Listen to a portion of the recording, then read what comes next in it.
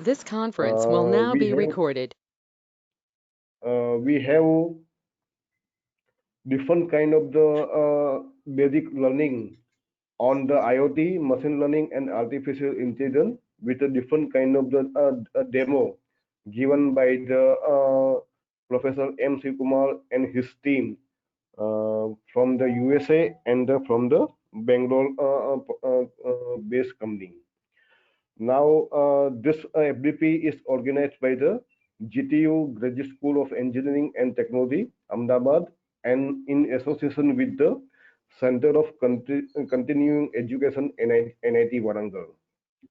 So before going to start our today's session, I just request to all to make your mic mute so there is no echo during the session, guys. So whenever you have the any kind of the doubt or any kind of the query, you can ping us or you can disturb our speaker at any moment to make your proactive session. So this is a request to all. Make sure that your mic is mute because there is some kind of the echo that will disturb our speaker and our other participants. So regarding there are some issue regarding the attendance point of view. So we are checking all this issue. So don't worry about those who are attended all the session and all the kind of the proactive participation. There is no need to worry about them. And those who are not attending the regular session, so it is just humble request to attend all the session uh, of the remaining 3 days, today, day after tomorrow, tomorrow and day after tomorrow, to make the eligible for your certificate. So this is our objective that going on whatever artificial development are going on the Internet of Things with the machine learning and artificial intelligence development are across the India. And from your point of view, you can contribute something new kind of the innovative solution of this field to make the more and more innovative idea to our nation. So that is our motto behind to organize this kind of the FDP, and we have find out the very good speaker for you.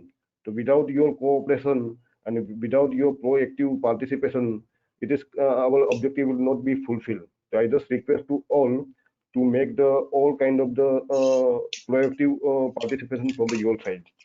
So this is our instruction for this one. To, today we have the B Prasad.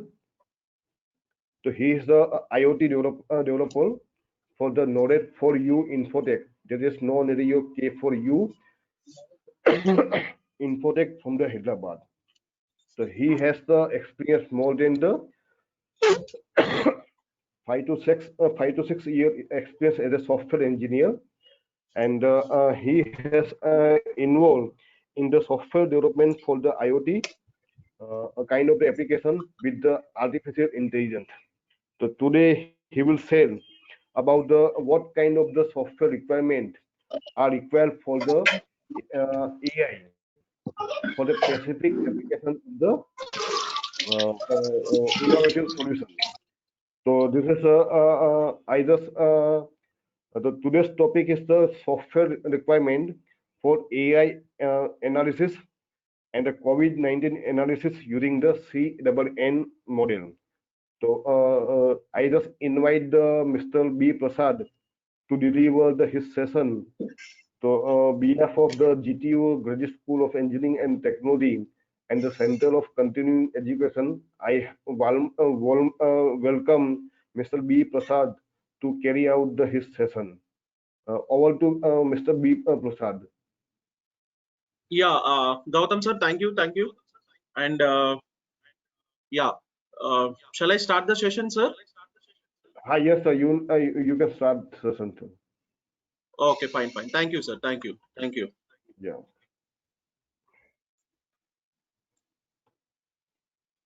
Yeah, good morning, all the participants. I hope everyone are safe at home. And as already Gautam sir said about today's session. So in today's session, what exactly I'm gonna deal is I'll be talking about two different concepts today. The first concept is nothing but we will be talking about different software requirements. Okay, for COVID analysis, we'll be talking about like the main agenda of today's session is like we are going to do a small COVID analysis. So in this COVID analysis, what we are going to do is we are taking some chest x-ray images. We have already known that with the help of chest x-ray images, even we can try to detect whether a particular patient is suffering with COVID or not. So in that particular scenario, the part two is nothing but we will be talking about the analysis part. And in part one, we will be talking about what are the different software requirements. Okay, so the basic software requirements so that I can try to build my model. Okay, so we will be working on a CNN model. In that particular model, I'll be just giving you different softwares. What are the different softwares that are really needed for us so that we can what to call it as we can start our analysis process. Okay, so in this session, if you have any doubts in the between, you can just ping me in chat so that I can give whatever the doubt sessions are there. I can try to clear maximum of the doubts. Okay, so you can even post doubts, but at the end of the day, I'll be talking about a particular topic. Once the topic is done, then immediately we'll be moving towards the doubt sessions. Okay, so before I start, myself Banod Prasad, working as IoT developer in K4U Infotech, which is located at Hyderabad. So, okay. So part one. In the part one, what we are going to look is we are going to see different softwares like maximum. I know the people might have been already installed Python, or you might have worked in Jupyter, or you might have come across Conda or some of projects with the TensorFlow. But again, still, as many queries what I receive from many people. mm, many people. So once again, I just want to give a small glance regarding all these things. Okay, so the first we'll be looking about what are the different softwares that are really needed for our analysis part. Okay, so in this we will be talking about first Python. The basic requirement for us today's lecture is nothing but the Python. Once the Python is installed, then we'll look about some of the pip concepts. Okay, so pip, for why we are bringing pip into the picture is there may be chances that I need to bring some models onto the Python. Okay, so some packages or different packages like OS package is there, pandas packages are there. There are lots of packages that are really needed with Python. So how to bring those particular packages or the models into the Python? I want to bring all the libraries. Okay, so I'm not going to talk about all the libraries what are really needed, but what I'll do is I'll just concentrate on libraries which are needed for my project. Right now we are going to do a small COVID analysis. So for that particular project, what are the different packages that are needed? Okay, and we'll talk about either Jupyter notebook, then we'll go with Conda, and we'll use TensorFlow, and in the last session we'll be talking about the CUDA. Okay, so first part, as a first part, what we are going to do is we are going to install Python. I know the maximum people have installed I hope that maximum people have Python installed in their systems. Okay, but still, and another important note what I want to tell is, even I'll be sharing all these PPTs and even whatever the project that we are working in the WhatsApp group, you can take material from there, because what happens is, as we have very less time, I'll not be going more into the deep, but some parts may be missing. So if you have any doubts in those particular parts, even you can refer. Okay, and even all the links are provided in my PPTs. Okay, so suppose example, if I want to start with Python, Okay, there are many ways to download Python, but one of the basic way that what I say is you can just go to the link. Okay, the link is python.org. The website, you can just go to the python.org website, and from that there is a tab called as downloads. Okay, so once you log in into python.org, there you can see here there is a tab called as downloads. From that particular tab, okay, so from that particular tab you can try to download what to call it as just click on that particular tab. Okay, downloads. Once you download, either you can choose what to call it as any of the like you can see the different type of versions that are available. Okay, so different type of versions you can see on the screen that we have lots of versions that are available right now. You can see one of the basic what to call it as 3.5 is available. Okay, version 2 is also available, version 3 is also available. So you just go to the latest version, whatever the version that you are required. Even now, the day when I prepared my PPT, I hope, I think 3.5 was the latest version. But what you can do is, like, you have new versions like 3.7 is also available in the market, so you can go with the latest version. So for my reference, what I did is I have taken 3.5.2 version. So in this, what we have to do is simply, once you go into that downloads option, you can see that new versions, the different release versions are available. Okay, what you can do is you just click on the downloads button, and once you click on the download button, immediately it will be asking you for the system requirement. System requirement means whether you are using your Windows 32 or Windows 64, or either you are using Linux. So whatever the different system requirements are there, you have to choose whatever the suitable OS. Okay, so in my case I am using Windows and 64-bit, so I have chosen this one. If you are using Mac, you can go with the Mac of OS. Okay, you have all the OS that are listed in this particular this thing. Okay, so you can choose whatever the what to call it as you are based on your requirement. You can choose whatever the operating system, based on your operating system you can choose. Okay, you just go with Windows and make sure that whether it is 32-bit or 64-bit, and try to download that one.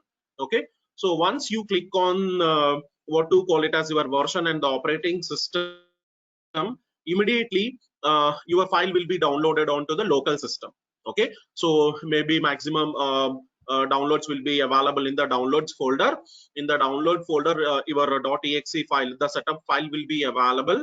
So just go to that particular folder and click on that .exe or setup file. So once you click on that, you can see the screen as displayed on this thing as a screen displayed. So there are two different ways to install. Either you can go with the complete installation, that is nothing but install now, or you can go with custom installation. Okay, so the main difference between the install complete and custom is nothing but you can see in the complete installation, you can take all the necessary I mean, no need to worry about the necessary packages. Okay, so all the things like Python IDE will be installed by itself, pip will be installed by itself, and some of the documents related with the help are also installed. Okay, so you can go with the complete version. And even sometimes what happens is, like, if you're not interested with pip or the some of the help files, then you can go with the custom options. Okay, so this is nothing but you can choose either of this, but I prefer all the time to go with the complete installation. And another point, the thing that I have the reason why I have brought Python installation into the picture is the path selection. You can see here, this is what actually a number of people all the time will neglect this. Okay, so please make sure that your path is auto selected. Okay, or else if this particular path is not selected, we have to set in our environmental variables. Okay, so what I do is, please make sure that you have to select this add Python 3.5 to the path. Okay, so that this will be chosen, or this will be automatically added to our environmental variables. Or else what happens is, you can even go manually, but in that particular process there may be chances that proper updations may not be done. So what I do is, please try to go with this particular option. This is very important in this particular case. Once you have chosen, in my case, I have chosen the complete installation and I have added the path. So once this step is done, the system will take care by itself. The setup process will start, and automatically, and from now, from then, there is no no need to worry about anything. You can just click on next buttons, and once the installation is done, once this entire setup is done, you will be seeing a screen called as setup was successful. Okay, then you can close this, and you can start working on the Python. Okay, so this is what actually how to download Python into your local machine. So for this, what we have to do is, first thing, just click on the link. Okay, you can just click on the link python.org, and in that particular link there is an option called as downloads. Click on the option downloads, and then immediately you will be seeing the latest versions that are available. Okay, you choose the latest version, whatever it is suitable for you, and once the latest version is chosen, that will be redirected to the operating system and the versions, like Windows operating system with 32-bit or 64-bit or Mac, that will be chosen. Once you choose the system requirement, immediately it will be downloaded to the local machine. Once it is downloaded to the local machine, you just see the path where it has been downloaded. Okay, the default path will be in the downloads folder. Okay, once you click on once you see the folder, just setup, click on the setup your .exe file, and you choose the complete installation, and point to remember is make sure that you have added the path. Okay, so once these two options are selected, the setup process will begin and it will be successfully installed. If you see this setup was successfully installed onto the system, then you can close this particular screen. Okay, so that is nothing but how to bring Python onto your local machine. Once you bring Python onto the local machine, now the next step is nothing but we have to choose, or we can verify whether the Python is installed or not.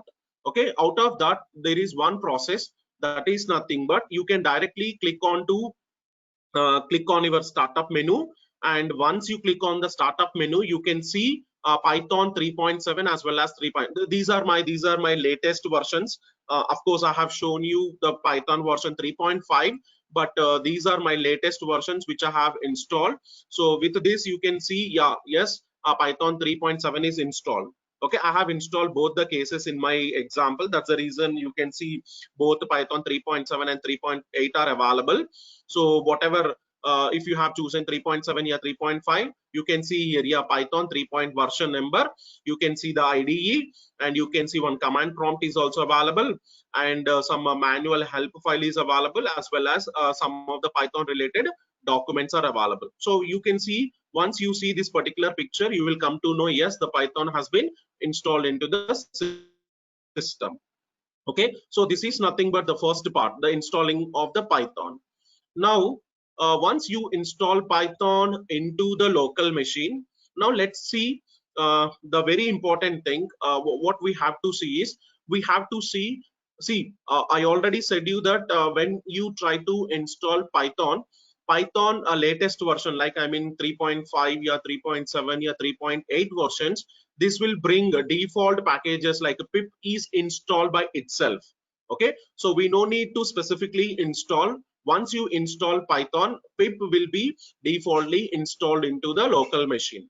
Now, when it comes to pip, what do you mean by pip? Pip is nothing but it is a preferred installer programmer. The duty of the pip is nothing but we can call it as a package manager. Okay, so package manager means it will take care about all the Python packages, or we can call Python packages or modules. Okay, so pip is nothing but simply it is a manager who can take care about all the packages or modules related with the Python.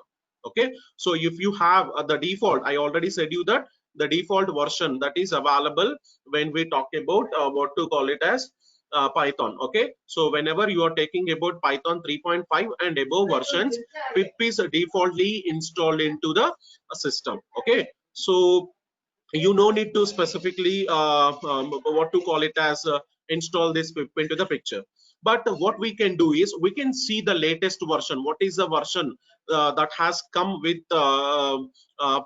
Python? Whenever we have installed the Python, let's see what is the version. If you are interested in looking the version, then what you have to do is you just open your command prompt and you just type the command whatever it is given. Okay, so to see the version, what is the version that has come with the Python, so what we can do is you just open your command prompt and you just type the command that is nothing but called as pip version.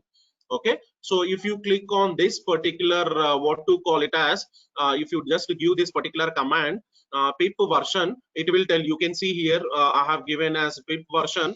In this, what happens, it is telling that it is a pip 20.20. okay, 20.0.2. this is the latest version that has come with Python 3.7. okay, so this is now how to check the version that has come with what to call as with the Python, right? Whenever we have installed the Python, this is a version that has come with us. Okay, so once this is done, I mean, just to see pip version, you just type this particular command. So these are the only basic two things what actually the basic requirements, that is Python, and we have to verify whether pip is installed in it or not. Okay, so once this particular thing is done, see, we know in market there are lots of IDEs that are available in the market for working with the Python. So either you can go with the Python or either you can go with the Jupyter. Yes, either you can go with Python. So in this particular Python, let's see the second part, that is nothing but how to bring Jupyter software into the local machine. Okay, so how to bring this particular Jupyter software into the local machine. So for this I already said you the basic requirement for bringing Jupyter into the local machine, that is nothing but we have to install Python version 3.3 greater than 3.3. okay, so you need to make sure that your system is already installed with Python. Okay, that is the prerequisite for bringing Jupyter onto the local machine. Okay, so the version, anyway, I already said you that you can take more than 3.3 or 3.5, whatever the latest versions are there. So that is the basic requirement. So now for installing this what to call it as uh, Jupyter onto the local machine, already we have set with Python. Now what you have to do is you just open your command prompt. Okay, so you can just open your command prompt. See how to open command prompt, I know, like you can just go to your startup menu, and in the startup menu just type CMD. Okay, so just type CMD. Once you type CMD, you can see the command prompt, and in the command prompt you try to uh, give this particular what to call it as command. Okay, so to bring Jupyter onto the local machine by using pip. Okay, we are using pip here with the help of pip. Actually, I already said you that what is the duty of the pip. Pip will bring some of the modules. Okay, like now I call Jupyter notebook as one of the module or one of the package onto the Python. Okay, so with the help of pip, what we are going to do is we are trying to install the notebook. Jupyter notebook is installed. So what you have to do is you just type this particular command in your command prompt. You can see here even the command prompt example is also given. What we have to do is simply click on pip pip install notebook. Okay, so pip install notebook, this will bring notebook onto the picture. Okay, so once this is brought into the picture, now what we can do is you can see a screen like this. Okay, you can see the screen, and in this particular screen you can see here I have given, like I have started pip install notebook, and I think these are all the different packages. You can see all these are the different packages that are coming with what to call it as a Jupyter notebook. Okay, and here in my case I have already installed, and again that's the reason you can see here already requirement already satisfied. If you are using Jupyter for the first time, okay, so if you are using for the first time, you can see the packages are installed one by one. The packages will be installed. All these are the packages that will come with the notebook. Okay, so once all the installation is done, you can see you will be back again to the command prompt.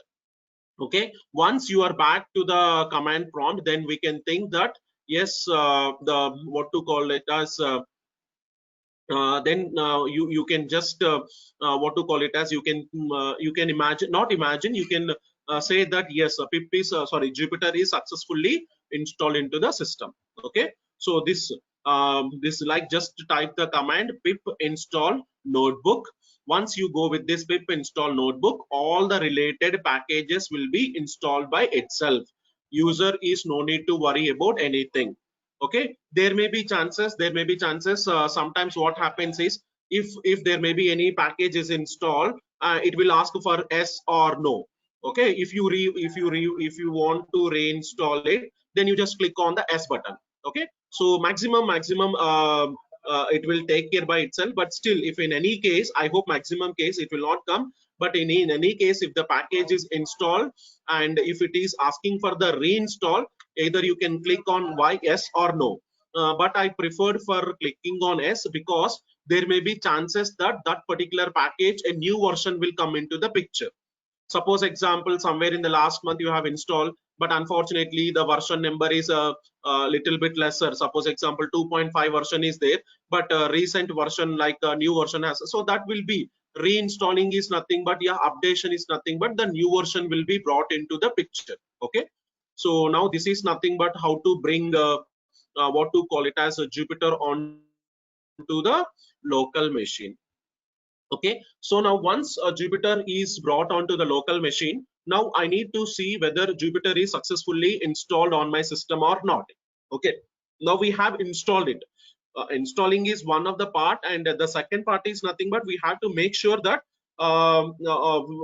see like Jupyter is nothing but it is a browser based compiler actually, right? So for this what we have to do is, like, browser defaultly Chrome, yeah, Internet Explorer, yeah, some browser will be defaultly available for you, but what we have to do is we have to make sure that whether the Jupyter has been successfully brought onto my browser on my local machine. This is what actually we have to check. So for this what you have to do is you can choose your what to call it as, see, in my case what I did is somewhere in E drive I have brought a folder called as Jupyter. Okay, so there is a folder called as Jupyter. What I did is I made this folder as my workspace. Okay, so now what I did is in my system in E drive, okay, I have created my work area. Okay, so my work area I have given the name as Jupyter itself. Okay, so don't get confused with the Jupyter. So what I did is, you can see here, so here what you have to do is, first you just go to see, whenever I have opened my command prompt, okay, I was in C drive, so my work area is in the E drive, so I have used this command, and I moved on to E drive, then I have moved on to my folder that is nothing but Jupyter. So what does this mean? It means that I have created work area in E drive, and in that there is a folder called as Jupyter.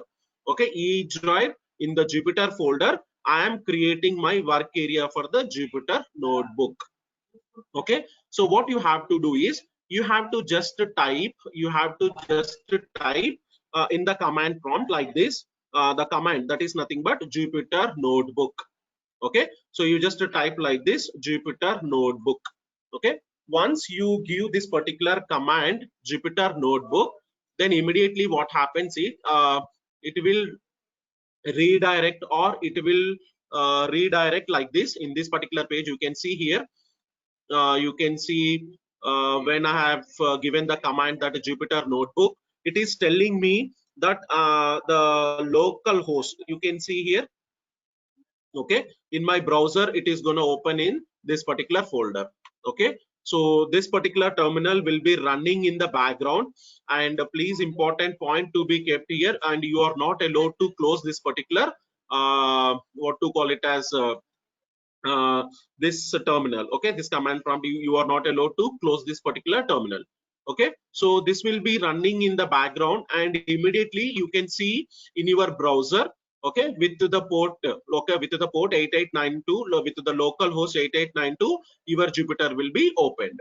Okay, so this is once you can see this particular screen on the what to call it as this is a screen that you can see on your browser, any browser. See, in my case, I have used Chrome, so that is nothing but I can what to call it as I can view in the my Chrome browser. So it will be done automatically. We no need to do anything, because here the port number is getting ready, and the port is whatever the free port is available, that particular port will be opened automatically. Okay, what we have to do is simply in my work area, I have to give the command, that is nothing but Jupyter Notebook. Just give the command Jupyter Notebook, and this make sure that this will be running in the background, and we are not allowed to close this particular what to call it as this particular terminal. And you can see Chrome will be automatically open, and your Jupyter Notebook is ready for working. Okay, so this is the second part, how to install Jupyter Notebook into the picture. Okay, so again, I'll just give you a glance. Jupyter Notebook is nothing but it is a browser-based compiler. So for this, what we have to do is you take the help of pip. Okay, the duty of the pip is nothing but it will bring the related packages into the picture. Okay, so just to open your command prompt and give a command, that is nothing but called as pip install notebook. Once you give this particular command, okay, all the related packages will be installed. Okay, if already installed, it will tell you that the requirement is already met. If you are installing for the first time, it will take care by itself. Once all the packages are installed, you can see you will be back to the normal command prompt. Okay, once the normal command prompt is back, then the second step is nothing but we have to choose a work area. So you just choose any folder, whatever you are interested, and once you have chosen your work area, then you have to bring our Jupyter onto our browser. So for that, what you have to do is you just go to command prompt and make sure that you are in your work area. In my case, I am in the E drive Jupyter folder, and in that command prompt you have to type Jupyter Notebook command.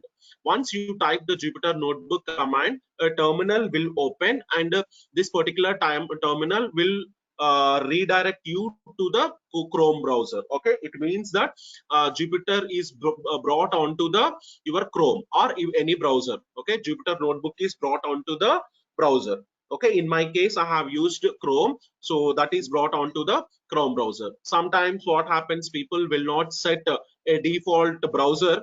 Okay, so in that particular case, what happens is, suppose if I'm using Internet Explorer as well as Chrome, and I have chosen a default browser as Chrome, then what happens is it is directly redirecting to the Chrome browser.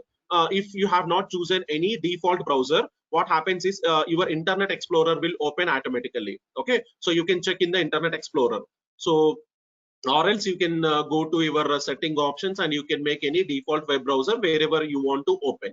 Okay, so once your browser is open, point to be noted is you have to make sure that your terminal is not closed. Okay, your terminal should be open all the time till the time when you are using your Jupyter Notebook.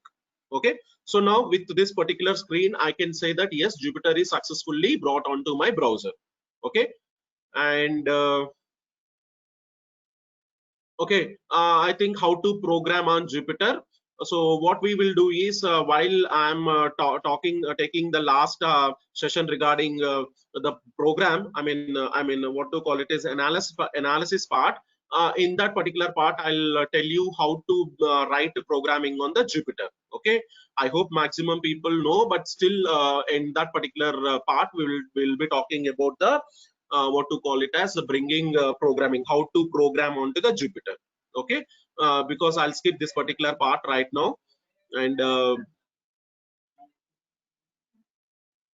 Okay, so these are the some small default programs that I have taken, but anyway that I'll be taking in the what to call it as a hands-on session time. Okay, so this is the second part is done. uh, I think lots of doubts are there. Sir, can we use Anaconda for the same?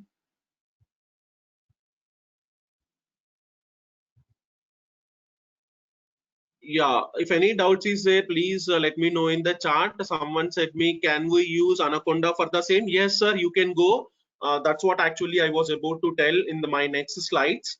Okay, even I'll bring that particular concept into the picture also. Okay, I'll bring that.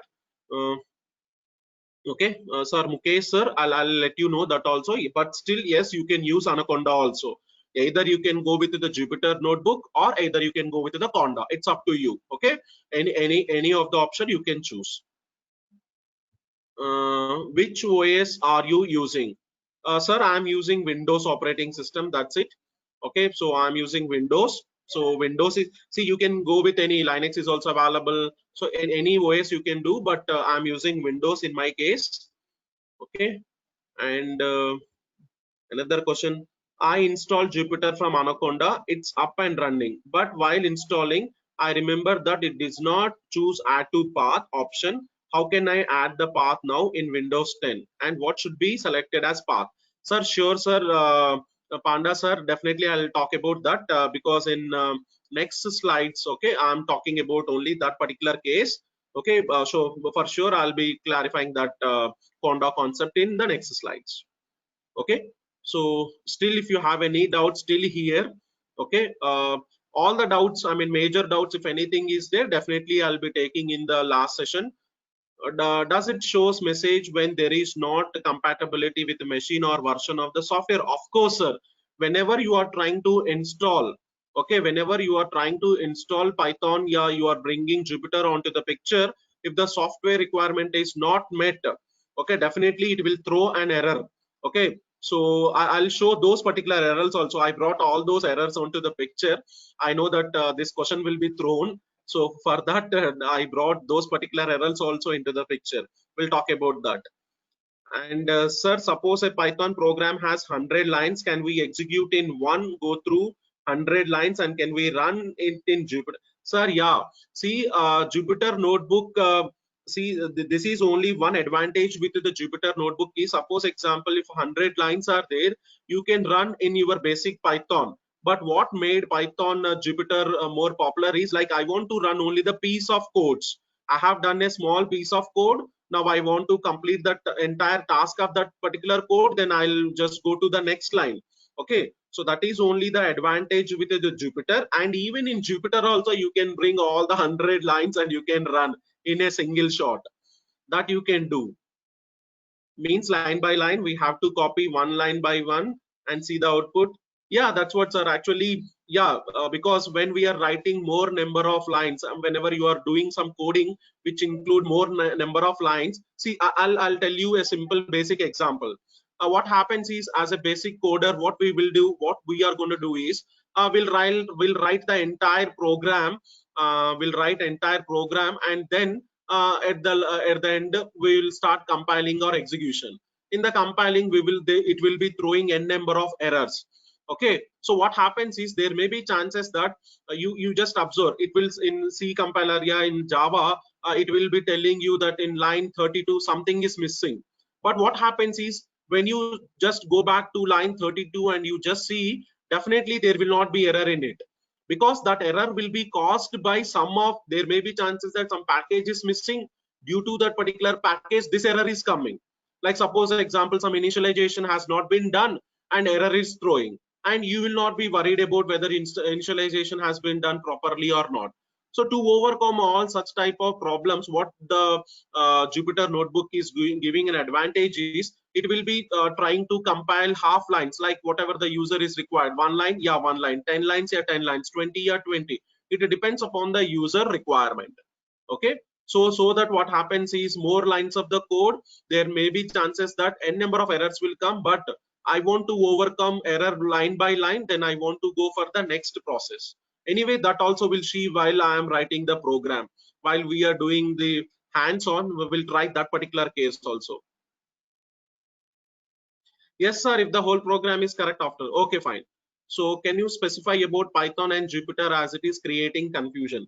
Okay, sir, what I'll do is I'll take a small program and I'll write in Jupyter, and I'll take another program and I'll write in Python. Then definitely I think your doubt will get clarified. Okay. Uh, so uh, we'll see about the third part. That is nothing but, see, Python is one part that is done. Python is a basic programming for sorry, Python is a basic requirement for either Jupyter, yeah, either what to call it as Conda. Okay, so what we have to do is, see, you can follow, see, there is no need to get confused. Like what happens is, a basic Python, there may be lots of packages may be missing. Okay, so those particular packages we can try to bring. Suppose example, if I want to do some image processing concept or some sort of analysis, I can make sure that I can go with Jupyter or Conda. Okay, so it depends upon the packages whatever you are using. So based on those particular packages, you can choose which one to be selected. Either you can go with Python or either you can go with Jupyter. Okay, so what you try to do is, like, either go with Jupyter or either you go with Conda. It's up to the user. Now I'll tell you the difference between both the cases also once I finish the Conda. Okay, so now let's see what happens is, even I have brought a small link. I know that the Conda installing, if you have any doubts in the installing process of the Conda, you can even just watch my YouTube this thing. I have brought some Google search, and I have, from the Google, I have brought some link and I have pasted here. You can even refer that, but still I hope maximum your doubts will be cleared here. Okay, so what happens is, to bring Conda into the picture, there are lots of ways to bring Conda into the picture. You can directly go to Google and search Anaconda. Okay, or you can just go to Anaconda site, and from there you can try to bring what to call it is Conda, or you can try to bring Conda into the picture. Okay, so what happens here is, I have given both the links, different links from where you can try to download. Okay, so what I did is, I have chosen this link, the second link that I have chosen.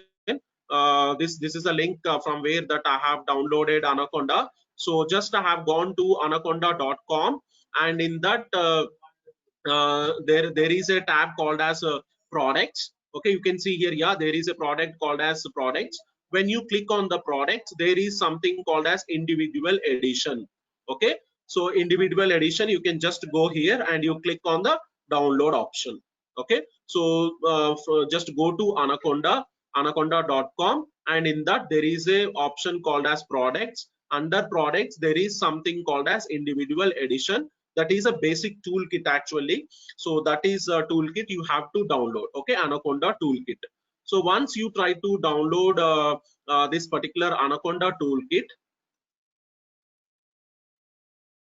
okay, so you can see this is also another this is one way, like from the Anaconda products and individuals, and this is also another way, Anaconda distribution. From here also I can download any of the options. You can see there is an option called as Anaconda. So now once you click that particular option, it will be showing you the versions. Okay, Python 3.7 version, yeah, Python 2.7 version.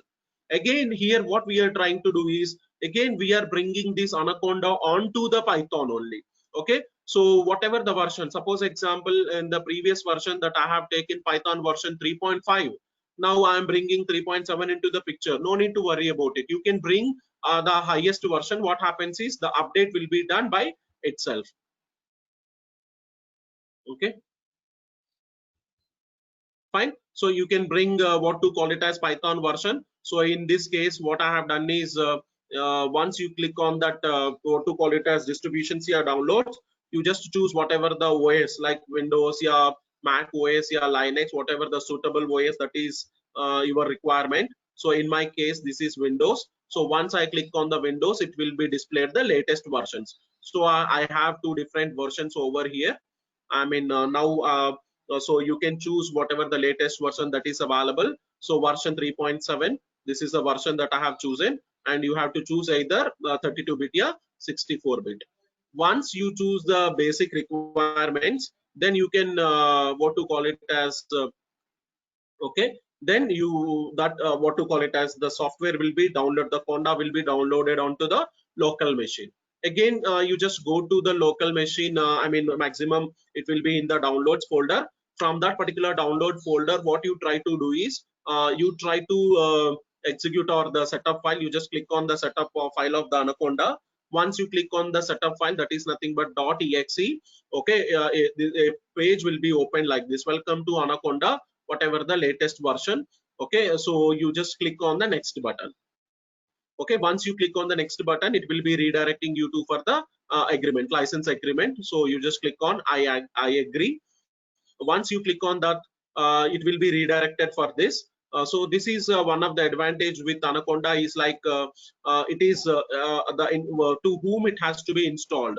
To whom it should be installed means, suppose example in my Windows, okay, I am the solo user. If I'm a single user, I can go with just me. Or suppose example, there may be chances that multiple users will be there in our laptop. Then you can choose whatever the users that are, I mean, to whom you have to give the privileges. It means that what I want to convey is, suppose example, there may be chances that two people are using the same laptop with two different users.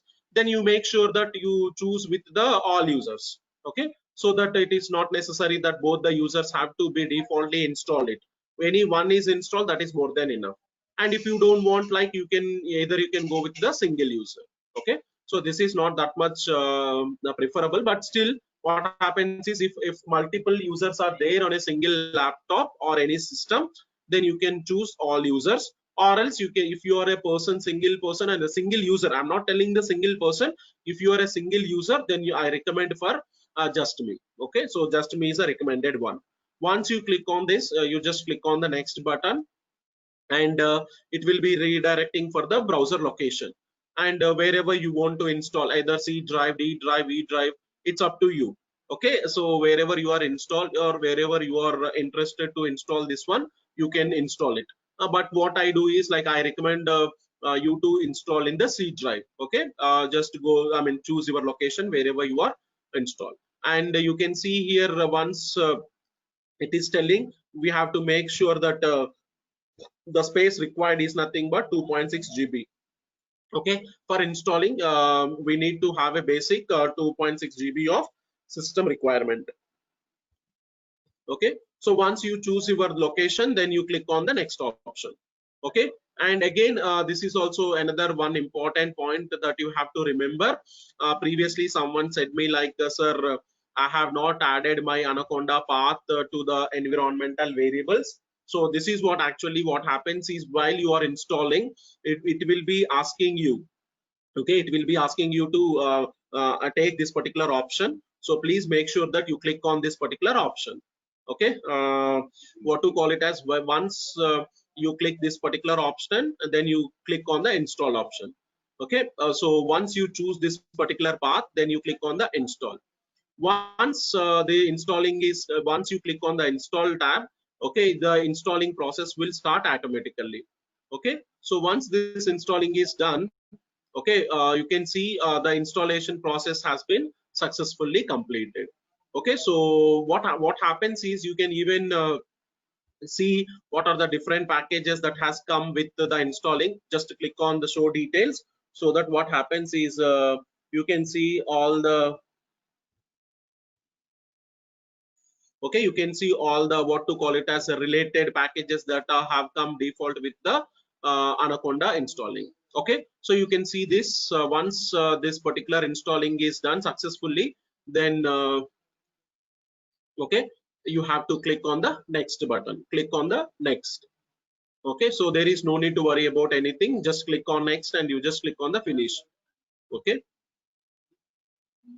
once what to call it as, Anaconda is successfully installed. Okay, so for this what we did, we just choose in, I have given you the link, no need to worry about anything, just click on the link and you can see the download options. From the download options, it will be redirecting you to choose the operating system. Once you choose the operating system, in my case I have chosen Windows, and it will be asking for the latest versions. So once that version is done, the installing will be done automatic, I mean, it will start Only one thing that you have to take care while you are installing is make sure that how many users are using, and the second one is nothing but make sure that your environmental path is set. Okay, the environmental location path is set properly. Once these two paths are set, immediately what you can try to do is, okay, you can just see, okay, once the installing process, I mean the entire setup process is successfully completed, then you can see the Anaconda. Like you just go to your startup menu. In the startup menu you can see here Anaconda 3 is installed in my system, and in the Anaconda 3 there are lots of options. Like we have Anaconda Navigator is available, Anaconda command prompt is available, PowerShell is available, even Jupyter Notebook is there, Spider is there. Okay, so lots of things are available in this. We'll explore in next slides. But right now, what you do is you just click on the Anaconda Navigator. Okay, so just go to Startup menu. In the Startup menu, you see Anaconda, and in that you just check for Anaconda Navigator. Once you click on the navigator, you will be seen with this particular screen. If you are using for the first time, you can see this type of screen will be there. Okay, Anaconda Navigator, it will be telling you thanks for installing Anaconda. Okay, just click on S and you just I mean, you just click on don't show this again and again, because any new updates are there, it will be redirecting you. Okay, so if you want updates, you can click on OK. If you don't want to updates or whatever it is thing, any news related information, then no need to go. Okay, so once this particular process is done, then immediately what happens is you will be seeing this particular page. Okay, this is a page, this is an entire page that will be opened when we will be talking about Anaconda Navigator. Okay, so once the Anaconda Navigator is opened, the next step is nothing. Okay, so you can see the different things that are available. Okay, command prompt is available. Okay, PowerShell is available, Jupyter Notebook is available, Spider is installed. Okay, and other things, R Studio also will come along with Anaconda, Orange is also coming. So there are lots of different packages that are coming along with the Anaconda Navigator. Okay, now what you have to do is you can choose. If you see here, there are a few options like launch. Okay, so it means that whenever we are installing Anaconda, this has come defaultly with the Anaconda. Okay, even RStudio, Orange and all the things are there, but these have not installed. What you can try to do is, if you want to work with RStudio, you can simply click on install. Okay, so now this is what actually the Anaconda Navigator. So now Jupyter, previously we have seen Jupyter is one case or Anaconda Navigator is another case. So Anaconda will have n number of other programming, I mean other what to call it as like Orange is available, RStudio is available, Spider is available, Jupyter is available. Okay, so it is a one package which has all different packages. Okay, n number of different packages are available in the Anaconda Navigator. Okay, so it's up to the user, like he can go with the Jupyter Notebook or either you can go with the Anaconda.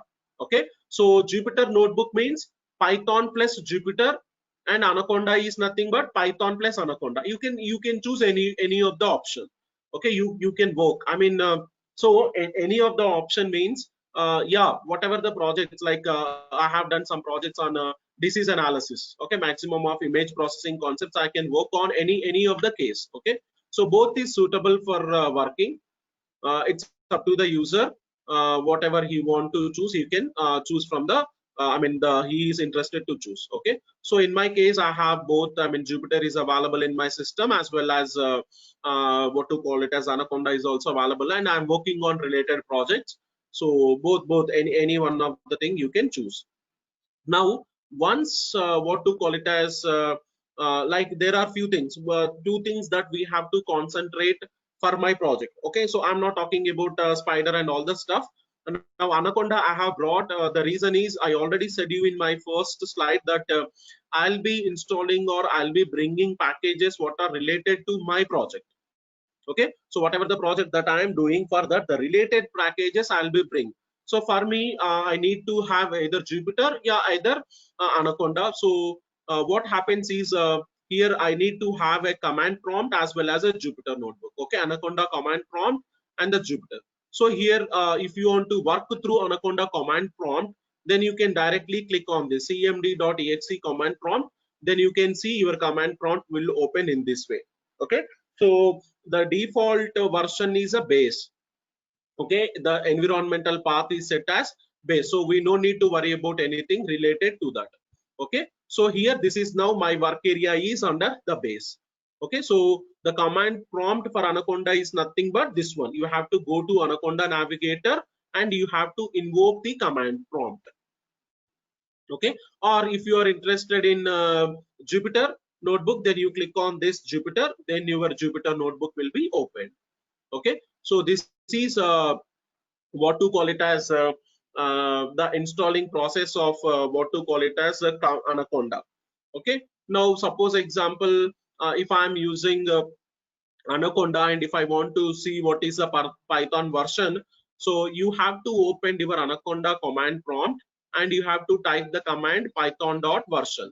Okay, so once you click on this one, you will be redirected. Like, yeah, the version is nothing but Python 3.7.6 is installed on my system. This is for your basic information. You just want to know it. And if I want to even know what is the Conda information, whatever the Anaconda that has installed on my system, if I'm interested in knowing that, so you can just click on the Conda information. So you can see here all the details. Okay, channel URLs is there, what are the packages that are there. Okay, so you can see here the Conda version, that is nothing but 4.8.2 is a version that is available on my system. Okay, so this is nothing but the basic what to call it as installing process of Anaconda. Okay, so till now what we have seen is we have now I have to set up an environment. Okay, so two things we have done. The first step is nothing but we have installed Python, and now over on Python I can bring Jupyter onto the picture. Yeah, I can bring Conda onto the picture. It's up to the user. So I use Python Jupyter in one way, or either you can use Jupyter or Python with Anaconda in another way. Okay, so now with this what happens is the basic requirement is done. Now the next thing is like as I am working with Keras, and I need to bring TensorFlow into the picture. Like I already said you that I'll be working on X-ray images. So for that particular case, what happens is I have to bring all the concepts of TensorFlow into the picture. So for installing TensorFlow into the picture, another important requirement that I have to meet. Okay, for the TensorFlow. Okay, so for the TensorFlow, what is the requirement? Either Jupyter you have to have, or either Anaconda you have to have.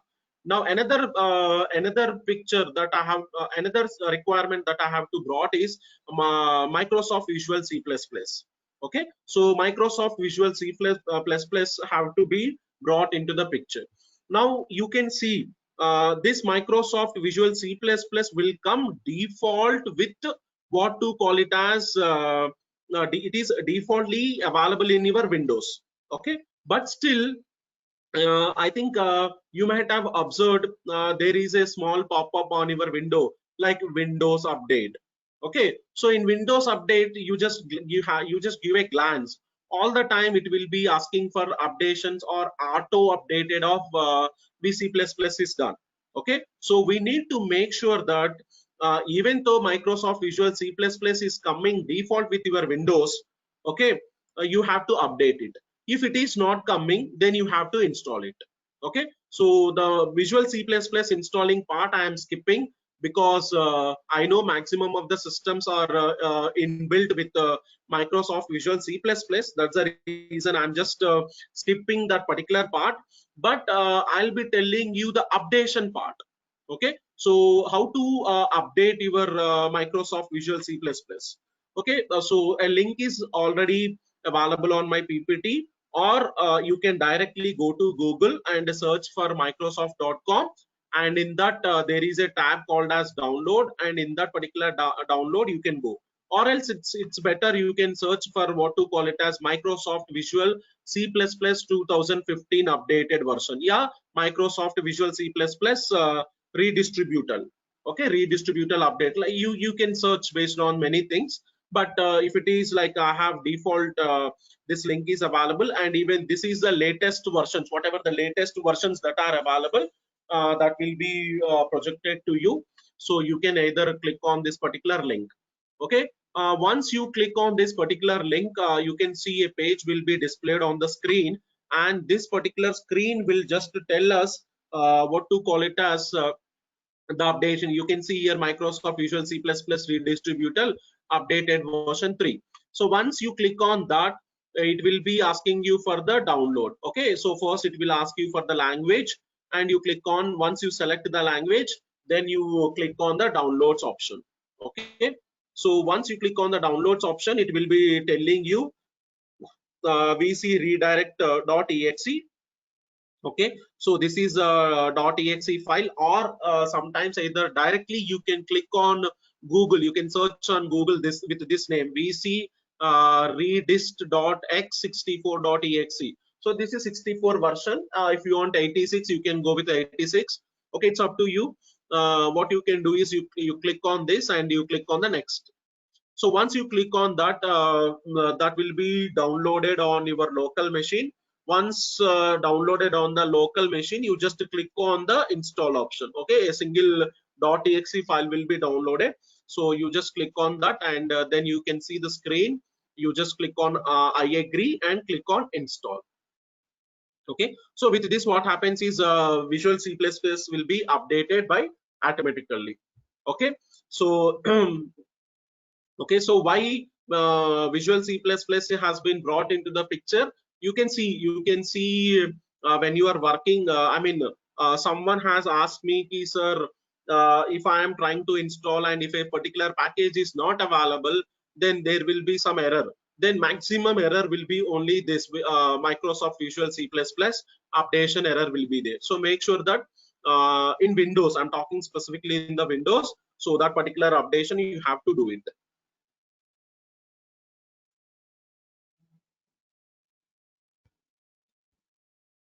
Okay, so now once this updation is done, Python is done, Jupyter is done, Conda is brought into the picture, and above Conda and Jupyter we have made sure that Visual C++ is updated.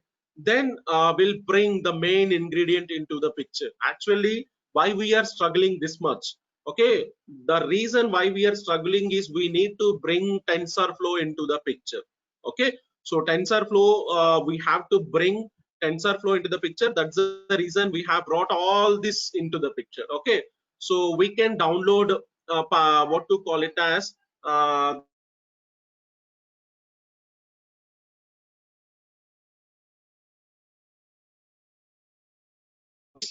what particular TensorFlow in two ways. Okay, why I am after the different ways that we have already seen.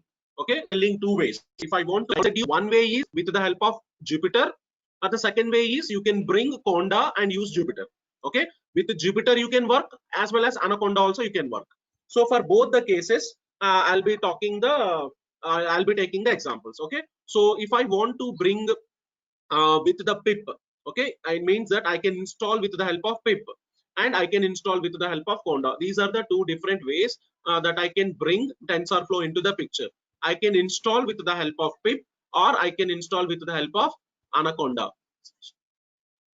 Okay, so now we'll see one by one step. If I want to install through pip, what I have to do. Okay, so the first case I'm talking, the first case is through pip. If I want to install TensorFlow with the pip, what I have to do. Okay, so for this, the basic requirements are nothing but, already I have said you the basic requirements.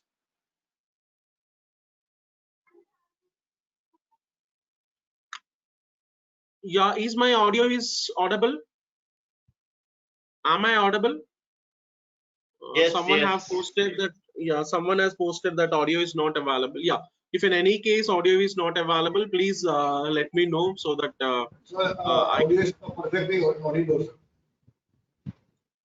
Hello. okay, so yeah, so now what happens is the first case that I have already said you, like we have to bring TensorFlow in two cases, that is like with the help of pip.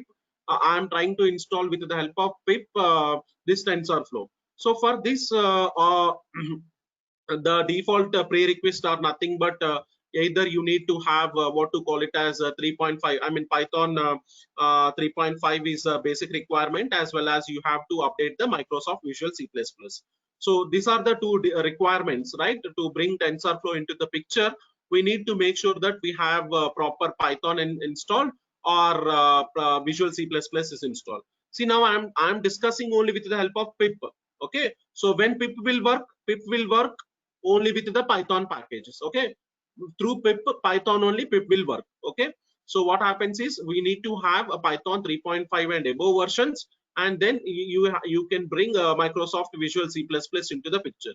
Once these two are done, then I can bring what to call it as TensorFlow into the picture.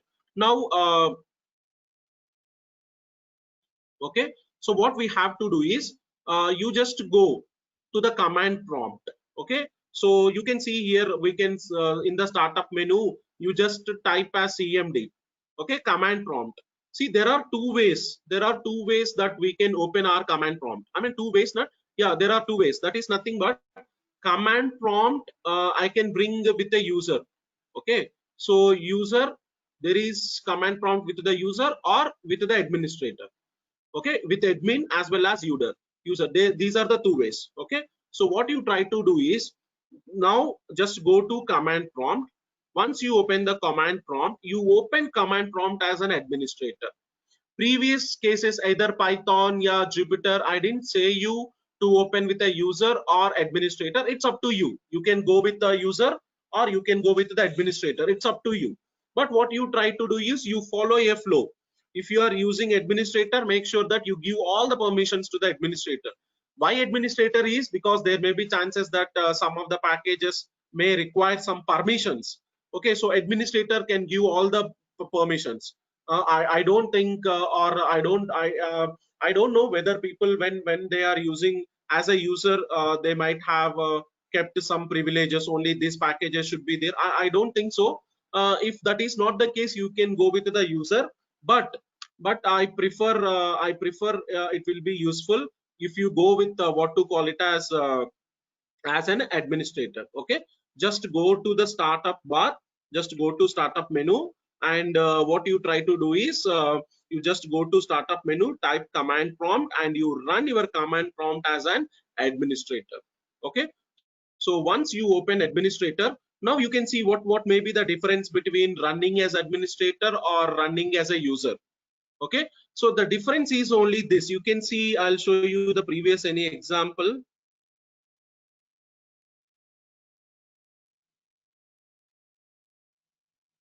Yeah, so this you see here, this is nothing but as a user. Okay, whenever I am opening as a user, it is telling like, yeah, see, there is a user called as Yudish.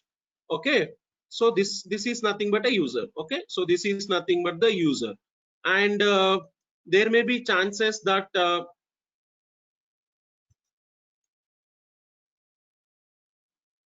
as an administrator, you can see this screen. Yeah, this is a screen, what to call it as an administrator. You can see here, see Windows system 32. Okay, so previously it is like user slash the name of the user, it was some name.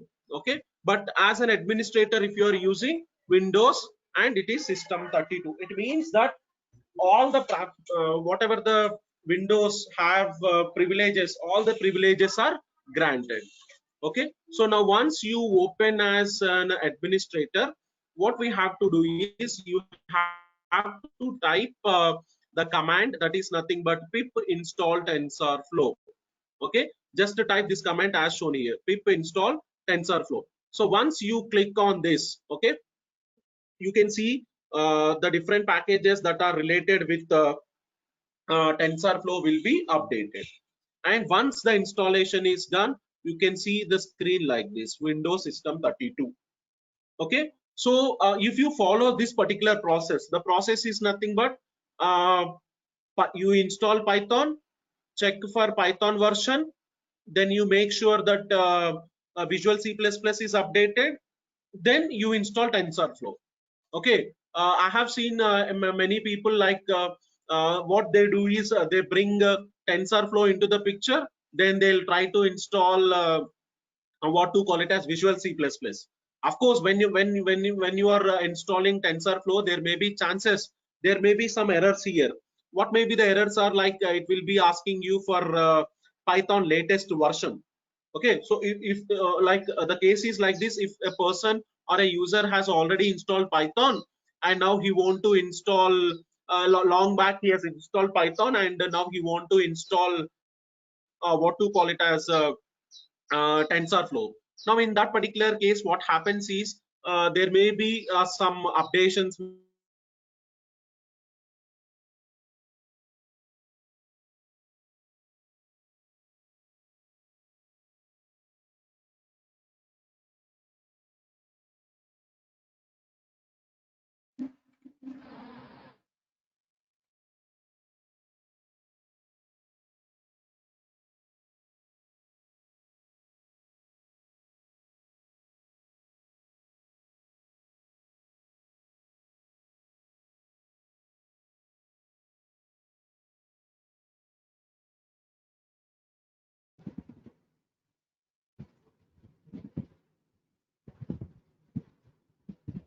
Hello, Mr. Prasad, there's no wish from your side.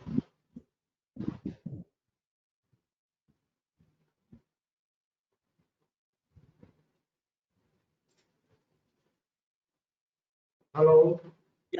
yeah, yeah, Gautam sir, I think I was in mute. Someone muted me. Now it is fine. I think now it is Okay. clear. Okay. Yeah, now it is clear. Yeah. So now what happens is whatever the errors will be thrown, only one error, because I have seen a number of systems at that time. What I have seen is maximum that the error it throws is only try to update your Visual C++.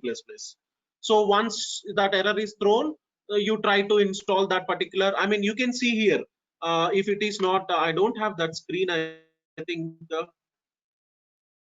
Okay, see if it is not installed properly, you can see here error. If it is successfully installed, that's the reason here there is no error. But if any in any case, if any error is there in the last line, it will throw an error.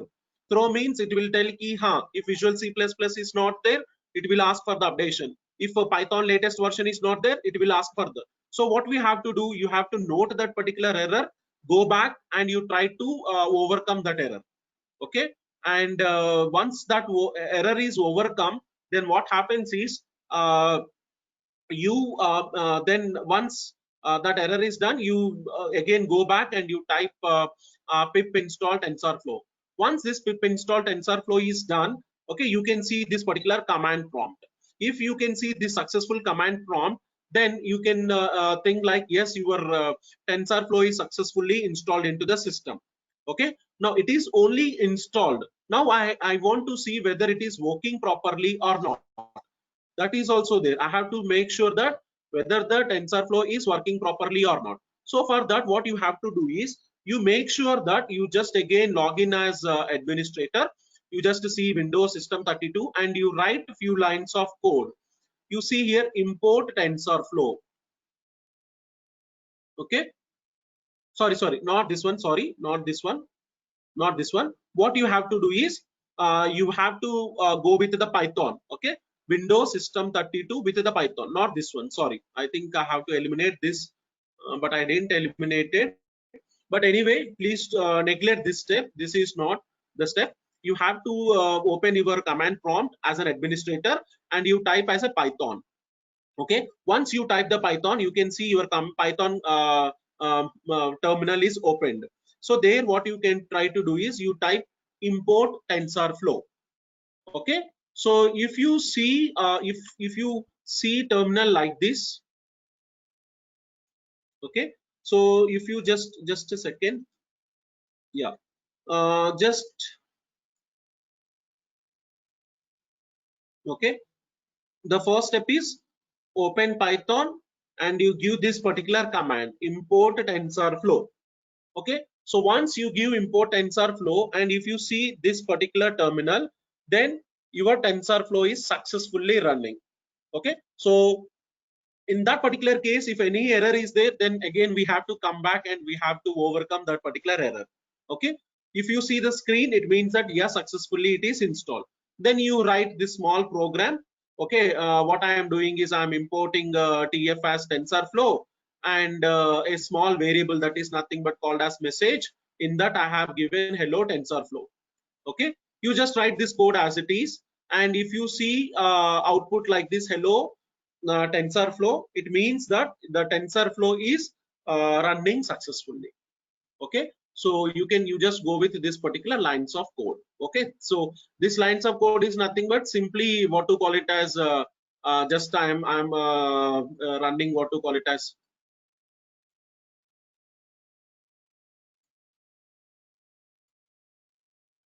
okay. So now once you use these commands, and you can see TensorFlow is successfully installed. Okay, while you are installing, I know that lots of errors will come. If any such type of error is coming, okay, now because it takes some time to install also, if any type of errors are coming, please don't hesitate to ask me in WhatsApp. You can throw that particular error in WhatsApp, but please don't throw in the group. You can throw in my personal, I think I'll give you my number, so you can throw or you can write a mail to me so that I can try to solve that particular error. I know many errors will come because before starting itself I have seen like there are lots of questions. I think someone is pip is not recognized as an internal or external command operable program or the batch file. Yeah, that's what I said you, sir. So you make sure that your Python is installed properly.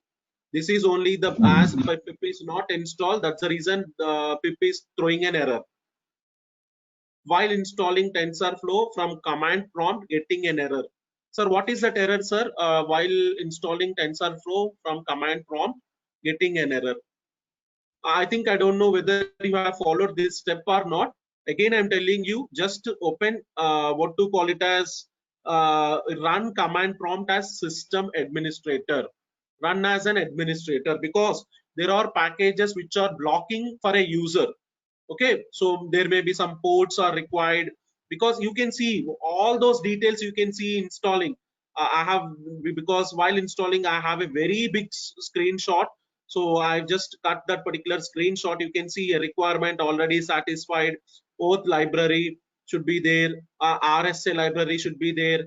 Okay, you can see all different packages whatever they are there with TensorFlow. Tensor board should be brought into the picture. Google authentication is there, like that. There are lots of things where as an user many things will be blocked.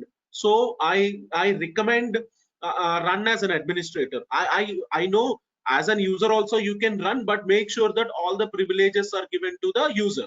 Okay, so make sure that you run as an administrator. If you are going for the first time, if you are using for the first time, make sure that you run as an administrator. Okay, and just type pip install TensorFlow. Okay, if you see this screen, it means that it is successfully installed, and try to write this small program to check whether TensorFlow has been successfully compiled or not. Okay,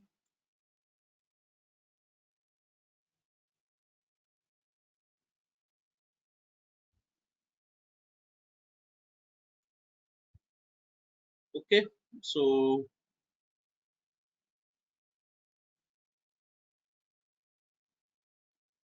fine. So I think with this first step, okay, only we have gone with what to call it as uh, installing, what we have seen, installing TensorFlow only with the help of pip. But there is another way that you can even install with the help of Anaconda, because installing TensorFlow, I already said you, either you can use pip concept or either you can use Conda concept. It's up to the user. Okay, so if you are using Conda, what you have to do is you open your Conda command prompt. Okay, you have to open your Conda command prompt. While you are using Conda, it is not that you have to take default command prompt. It is not ordinary command prompt. You have to open Conda command prompt. Okay, so this is the base environment. Conda command prompt has been opened. You have to type this particular command, Conda create Okay, you just to take this particular command and you just give that. Okay, TensorFlow pip Python. With this particular command, you can install TensorFlow into the local machine. Okay, you use this particular command prompt. Okay, so this is base. You have to open. Only thing that you have to remember over here is you have to use your Anaconda command prompt, not the ordinary command prompt. Okay, so once you click on this one, if any versions, updated version, you can see here a new version of Conda exists. Okay, so you can go with this. Okay, you can see all these things. All these are the screen, the different packages which are installing. Okay, pip updation is done, Python is done. Okay, SQLite is done, Visual C++ is also updated. Okay, so you can see all this. All these packages are what to call it as downloaded. You can see here. Okay, suppose example Visual C++ 100% it should have update pip. Okay, you make sure that all these packages are installed. Make sure means the system will take care by itself. We are not, I mean, as an user, no need to, sir, if any package is missing, what to do it. Okay, that we can update it later. But you make sure that you use this particular Conda command and make sure that you start your installing. Okay, once it will automatically download and install by itself. We no need to worry about anything. If any package is missing, here the 0%, 10%, 5% will come. Okay, suppose example, if here SQLite is missing, then there may be chances that here 0%. Even at the end it will throw errors also, but still make sure that 100% are done. Suppose, sir, I have installed all these things, but unfortunately SQLite is not installed. What I have to do? You have to type this particular Conda again, the same command you give once again, and what happens? It will tell here already packages are there. Okay, if already packages are there, it will neglect it. Whatever the packages are missing, those packages only will be installed. Okay, so you try to install that. And what was the problem that I have seen is it will take a little bit time. Okay, so it is taking a little bit time, minimum 45 minutes it will take. So make sure that you have a proper internet facility. Other than that, nothing is there here. Okay, once the installing is done, okay, you can see again it will command prompt will come out of the installing. And once the installing is done, we have to activate the TensorFlow. For activating the TensorFlow, you have to type this particular command, that is Conda activate TensorFlow. Okay, once this particular Conda activated TensorFlow is done, okay, Conda activated TensorFlow is done, then what you have to do is, okay, your terminal will open and you type whatever the previous the small program that I have given. You type that particular program and your program will be installed successfully. Okay, so these are the ways, what to call it as, these are the two different ways how to bring TensorFlow into the picture. Okay, and I think we are running out of time. I'll just go a little bit faster because even I have to show you the small analysis. Okay, I can see some errors. Sir, could not find a version that satisfies the requirement TensorFlow from the version. Sir, I think you have to check this whether you are login with what to call it as command prompt of Conda or administrator. You just see it only with command prompt only. I think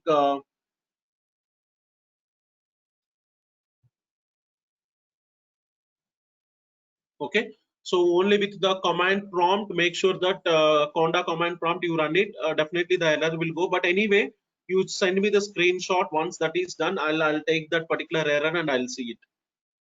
And here another Neelam TensorFlow instead successfully, but getting error while import TensorFlow, import DLL load file while import. Yeah, sir, you just type what is that particular Neelam. You just type what is that particular DLL file. Okay, there may be chances that some DLL file is missing. So you just type the exact name of that particular DLL file and you search in the Google. Okay, that DLL will be there. And see, there are lots of DLL files will be missing. What you do is, whatever the DLL file is missing, you just send me the screenshot. I'll send you the link how to update it. Okay, or you can type in, I want to know that particular DLL, then only I can give you the answer.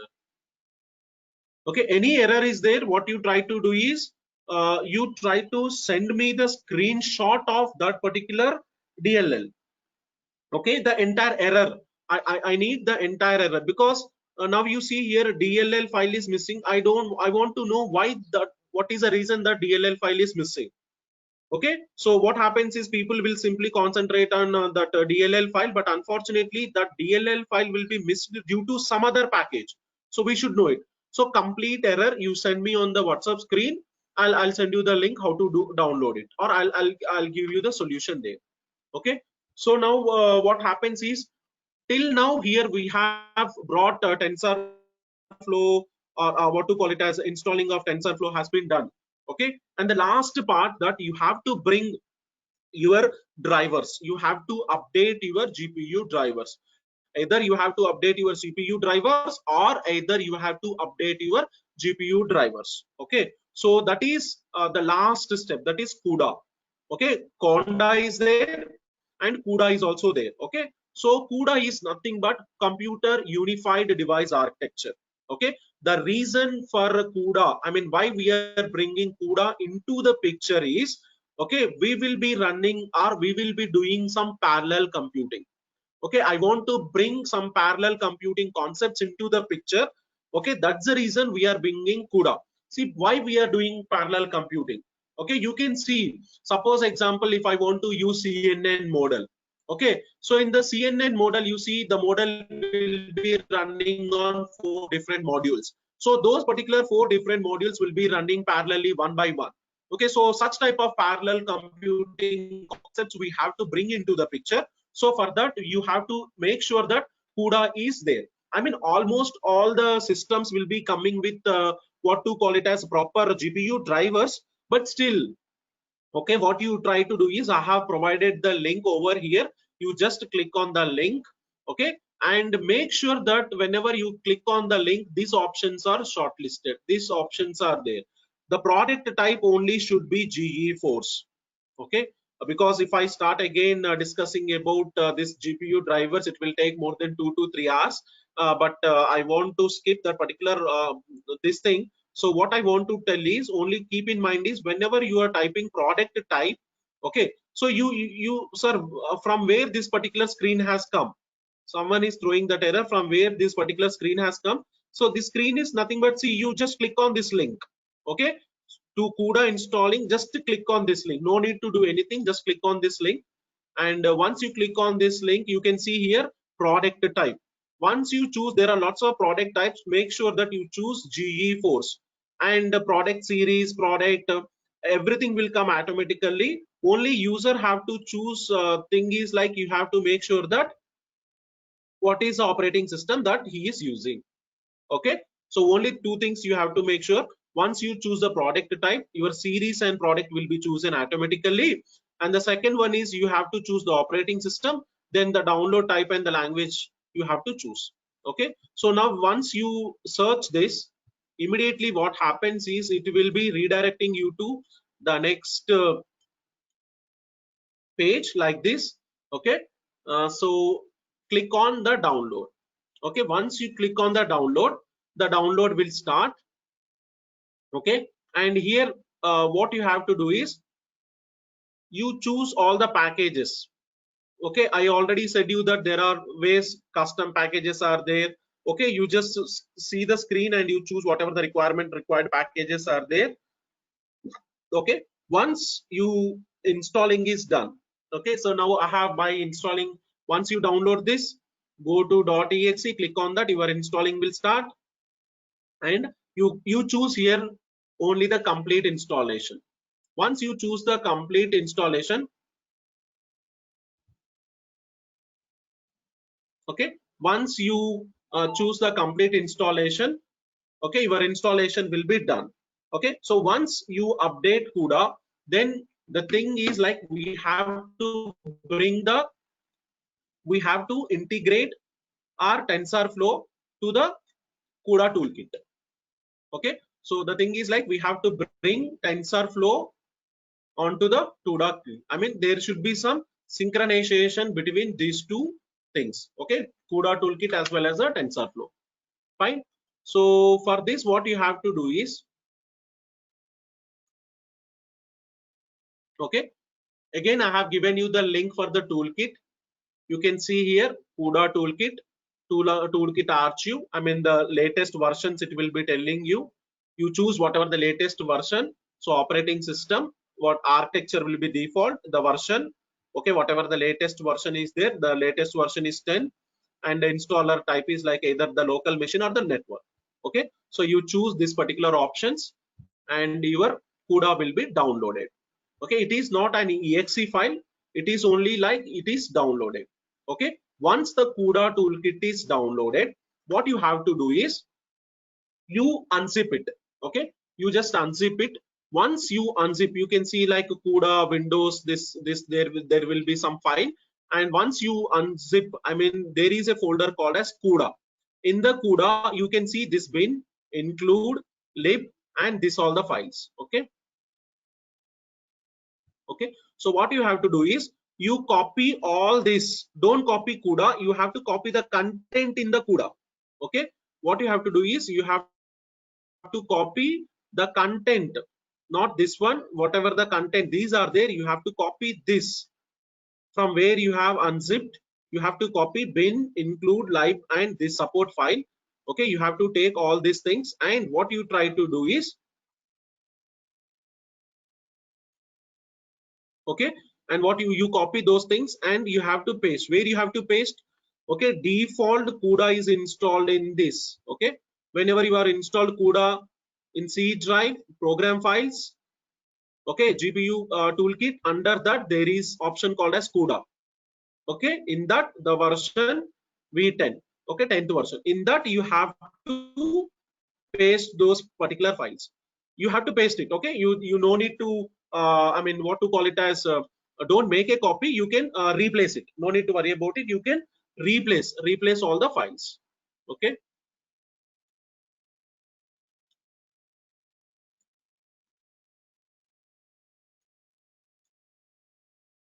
okay, you have to replace all the files. Once, okay, the process once again I am telling you. Okay, you just install CUDA. So for installing CUDA there is no problem, .exe file directly it will be installed in C drive. Okay, once installing is done, now you have to bring TensorFlow to the CUDA toolkit. So for this, what we have to do, we are using CUDA 10.1 version, 10th version. So I have given you the link. Click on the link, latest version. You download it. .exe file will be downloaded. Okay, so that exe file, unzip it, and you just go to the folder called as CUDA. From that, you copy all the content, and you paste in the file where you have installed the CUDA. CUDA is installed in the C drive, program files, toolkit, CUDA version 10. Under that, you have just replace it. Don't make a copy, just replace it. Once you replace this, okay, now we have to go to the path setting. Okay, how to set the path? Path is nothing but what you try to do is you just go to system properties. In the startup menu, you can directly click on the system properties. Okay, just click on the system properties. In that we have lots of other options. Under that there is an option called as advanced. Okay, in the advanced option there is another option called as environmental variables. Okay, so go to system properties, in that advanced, and in that environmental variables.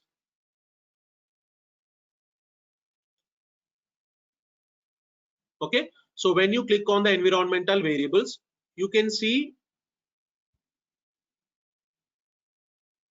path.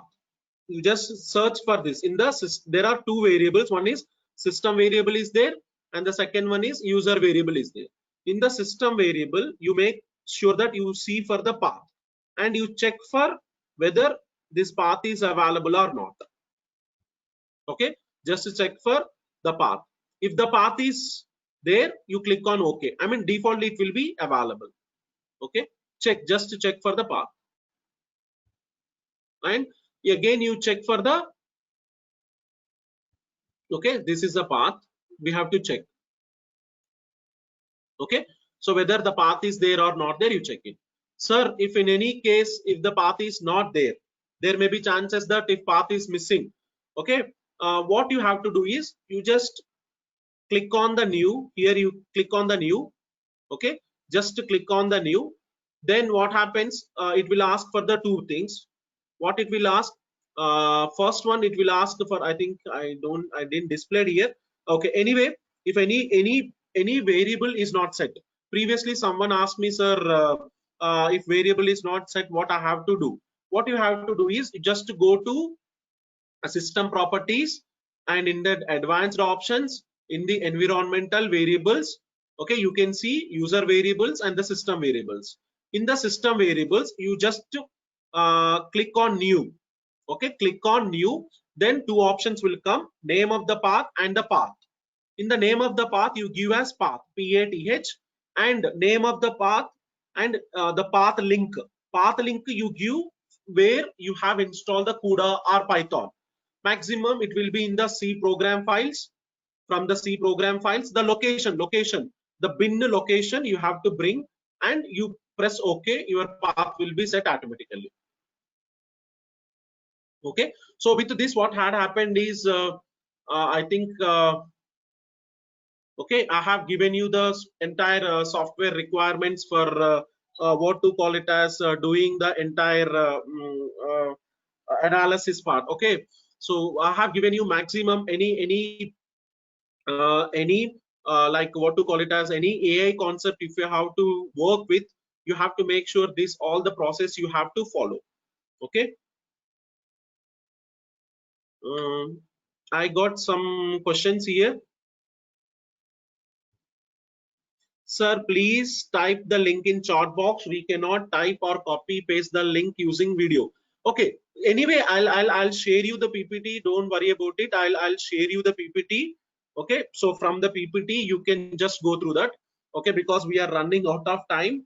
Okay. So let me introduce the second part also. Okay, the second part is nothing but I have to bring some CNN model. I'll just give you from where and how. If any doubts is there, definitely you can throw me. But you can take from my PPT. Sir, link to CUDA. Sir, just to repeat where to paste CUDA files. Yeah, CUDA files where I have to paste is once you download the toolkit. I think that whatever the toolkit that you are downloading, that will be available in your download folder. You unzip it.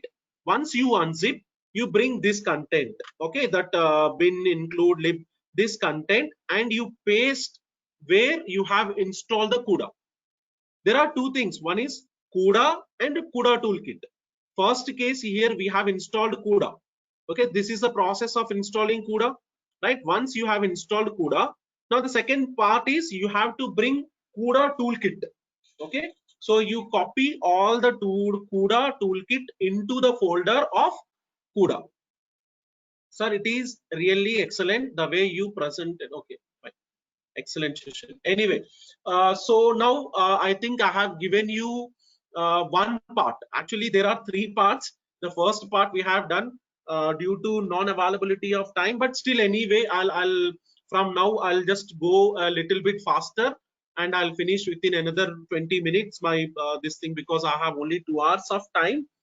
Or I'll ask organizers to give some extra time. But anyway, let's see till 11 o'clock, whatever we can complete, we will be completing. Okay. So now all the required installing packages are done. That is fine. Okay. Anyway, I'll share you the video, whatever the thing that I am telling you. The video link also will be shared, so you can clarify your doubts. And even WhatsApp, I am available all the time. You can even ask me there also. But still, let us go for the second part. So now the first part is done. All the required packages installing software is done. Now we have to make sure that sometimes there are some errors. I have seen some errors. So how to overcome those particular errors? Okay, so there are two category of people. The first category of people may be using pip in the sense simple Jupyter, pip Python, Python TensorFlow, may be using, and the another category of the people are using conda with this thing, what to call it as TensorFlow. Any method you can use. You can use pip, TensorFlow, or either you can use conda with TensorFlow. I'll be explaining both the methods in my slides. Okay, pandas. Actually, now I know the requirements. Now the second thing is I want to know. I want to do some analysis. So for doing my analysis part, there are few packages that I really need to know about them. Okay, I want to know some of the packages. I think maximum people know these packages, but still in my next slides what I'll do is I'll just give you the name of the package. You can see here, you can later also you can verify it. This is the name of the package. These are the comments how to install those particular packages, and if any extra reading is there, I have given this. Okay, so now a basic package for doing my project I really need, that is nothing but the pandas. Okay, so why do I use pandas? Pandas are mainly used for analyzing and manipulating any type of data. Okay, so this is for analyzing and manipulating the data. We'll be using pandas. Suppose example, if panda package is missing, how I have to install? Because already I said you, while you're installing TensorFlow or somewhere, if any package is missing, how to bring those things into the picture? So the first thing, if I either go with pip or either go with the conda. If I go with the pip install pandas, you open your command prompt, and in the command prompt you go with pip install pandas. If you are using anaconda, then you have to open your anaconda command prompt, okay, and you type conda install pandas. So if anything is missing, you can use these commands. Okay, so pandas are specially used for analyzing any type of the data. We'll see what is that analyzing data also. Okay, numpy is also there. Any array processing, like suppose example, if any data, if I am using data in multi-dimensional array things, then in that particular case I'll be using what to call it as, okay, n-dimensional array things, then I'll be using numpy. Okay, I'll call it as a array processing package. Again, if numpy is missing, you can use pip install numpy or conda install numpy. If you want more information, please read this. Okay, because these are the packages. You can understand, lack of time also, I can't explain all the time. But another package that I really need is matplot library. This is also there for this. This is specially mainly used for any, if any data is given to me, if I want to analyze the data in the form of some graphs, I mean in the form of some visualizations, then I can use matplot library. Okay, so for that, pip install matplot or conda install matplot. If it is missing, only you install this, or else no need to worry. Okay, again link is also provided, you can read from there. OS, this is one of the main package in my project, because I want to make or I want to move files from one particular location to another particular location. Okay, so in that particular case I'll be using a module called as OS module. Okay, so this OS module will be an interface. Okay, so for what to call it as, for the interface for Python, as well as that like Python will be running. Okay, this Python will be running on Windows, Mac, or whatever it is. So it is used for moving. Simple definition I'm saying you, if I want to move any data from one particular location to another particular location, then I'll be using OS module. Okay, you can either go with pip install OS and conda install OS. Okay, and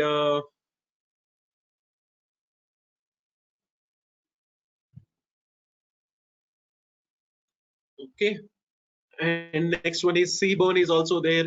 Okay, Seaborn is also the same way like visualization. Seaborn is also another visualization tool. We will be getting some attractive, like Matplotlib will give us some only what to call it as non-graphical images, but whereas Seaborn will try to give us some graphical type of images also. Okay, you can bring those things and you can try to go with this. Okay, now the main part. Okay, we have seen installing part, we have seen the modules part. The main part is nothing but my data set. Okay, that is the main thing of the data set. Okay, so what is our today's main motive was, like, I want to analyze whether a particular patient is suffering with COVID or not.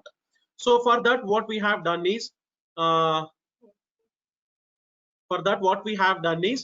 we have gone with what to call it as chest X-ray images. I'll share you the links from where I have downloaded all the stuff in the WhatsApp. Even I'll share you the code also, don't worry about it, but just listen the concept so that you can try to practice yourself. Okay, so what I try to do is, I have taken a lung image. Okay, so this, from this particular lung image, we can try to detect whether a particular patient is suffering with pneumonia, lung cancer, yeah, COVID. Okay, anything. By seeing this particular image, can anyone tell me whether a particular person is suffering any of this? By seeing this particular image, can anyone tell me a particular person is suffering with any of the diseases?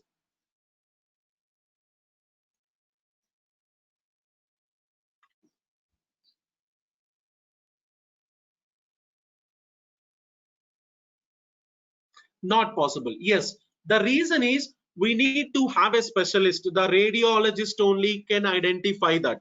Okay, it's not we that we by seeing this particular image, I can't tell you ki bhai, yeah, there is some sort of disease or something. Only specialist person, like only the radiologist only can tell.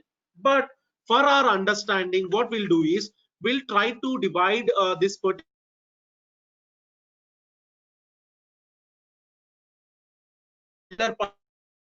part, lung, into three different parts. See, this particular part will this is a part one lung, this other lung part, this is a part of the area. Okay, just I'm just giving you what actually the lung will contain. It contains part 1, part 2 lung, and this is the area where the heart is there. But by seeing this, we can't tell ki yes, so and so person is suffering with pneumonia or whatever it is there. Okay, so okay, so for this, what happens is, we will be categorizing the images into two things. One is a normal image, and then another one is a mass image. Mass is nothing but, we call mass as an unwanted area. Okay, some sort of unwanted area, you can tell like this. See, this is some unwanted area, or this is some unwanted area. Okay, or some unwanted area. Okay, so this is some unwanted area. Okay, so now with the normal images, we have to identify a mass. Mass is nothing but some disturbance in some tissues. Tissues got disturbed, and there is a slight change in the tissues. It means that, what does that mean is, it means there is abnormality in the previous. See, you can see this. This is an ordinary image without any abnormality, and these are some of the abnormalities. Here some abnormality is there, here some abnormality is there. So there is some abnormal condition in the image. So that particular abnormal condition will bring that into the picture, and we'll start analyzing on it. Okay, so this you see here in this example, yeah, this is an abnormality, that this is different than, so I can say, yeah, whether mass is available or not. So in this, there may not be mass, there may not be mass, there may not. So how to identify mass? Sir, by seeing, you even some people say, sir, can I call this as a mass? Can I call this as a mass? Okay, previously I said, you can I call this as a mass? It means that mass is defined as damage in the tissue, okay, where the damage should be minimum 3 centimeters in the diameter. Okay, so now in that particular case, I'll not call this as a mass, I'll not call this as a mass. Okay, there may be chances that this may be a mass. Okay, so there should be some damage in the tissue, and that particular damage should be greater than 3 centimeters in the diameter. Okay, so this is a normal analysis. So this actually, why I want to tell is, now I want to bring this into the picture. Okay, into my, what to call it as, into the picture. So what I have to do is, I'll be bringing all the images, and I'll give to my algorithm. Okay, so my algorithm whatever the algorithm that I'm giving, I'm using, I already said you that I'll be using CNN model. So with this particular CNN model, okay, I'll be identifying whether a particular picture is having mass or not. If mass is there, then I'll categorize. Categorize means, okay, if mass is of this much percentage, so and so disease, A disease. Okay, if mass is so and so percentage, B disease or C disease or COVID. Like this, I can analyze. Okay, so I think I'm little bit fast, but still I have only few minutes left. Okay, I'll skip all those things. Okay, so this slide will tell me what we are going to do is in our example, what I'm going to do is we are going to do COVID-19 analysis from chest X-ray images. Okay, and for that we are using conventional neural network model. So for conventional neural network model, I think you have to know we have to prepare the data set. Once we prepare the data set, we have to understand the data set. Then we have to build the CNN model, and at the end of the day, we have to train the model. Okay, so these are the 4 different steps that I have to bring, okay, for doing any analysis. So you can take this particular link. Okay, chest X-ray images are available for the positive cases. Okay, only 300 positive case images are available here. Okay, so in this you take from this GitHub link. Okay, all the positive case images data set is also available here. From here, and from Kaggle you take the negative cases images, because it is not that only we have positive image and I'll tell you, but we need to have positive as well as a negative images. Then we have to combine all the together, then we have to make analysis. Okay, so what we are going to do is, please try to download the data set from here, and for the negative cases data set is from here. Okay, once you download and keep this, I'll give you the small program. I'll show you even the program. I'll just simply explain you the program. Okay, and I'll post that particular program to you also. I'll just give you the program. Yeah, my program. Yeah, this is my program. Okay,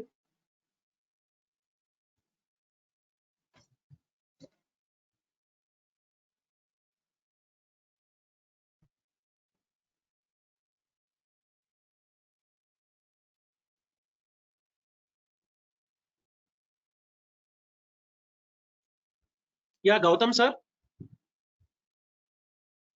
Yes, I sir. think Gautam sir is not there. No, yes, sir, I am there, sir. I'm Yeah, here. sir. I need another 5 minutes. Yeah, sir. Yeah, fine. Sir, can I continue for another 5 minutes? Yeah, no issue, sir. Continue, sir. It is very good session, sir. Yeah, fine. Because I think Shiva sir is online, so 5 minutes, okay, sir. 5 minutes. Yeah, I'll just explain the upper part of this. Okay, so this is a program. Anyway, I'll just post the program to you. So you see here, first thing is what I did is I have given all my, what to call it as, I have installed all my necessary packages. Once I have installed all my necessary packages, then I have created my data set. Okay, so file, we have to create the data set here. Okay, you just go through this particular program, and in this program I'll show you once. I'll just tell you in a span. Okay, so here what I'm trying to do is I'm just trying to see the head file. Why do we use head? It will give me the number of top 5 rows, and it will tell us what are the different information that is available. Or before that, I'll show you one thing. Just wait a second.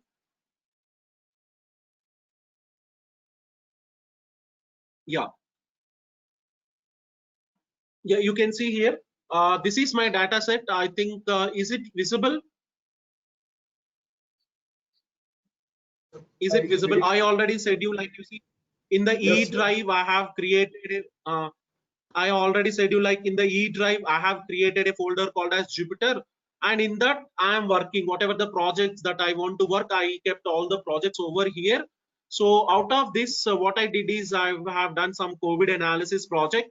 So you create some folder like this CD. I've just created a folder called as CD like this, and in this what I have done is I have collected, I already said you that we have to collect the data set. Okay, one is from the Kaggle, just download it.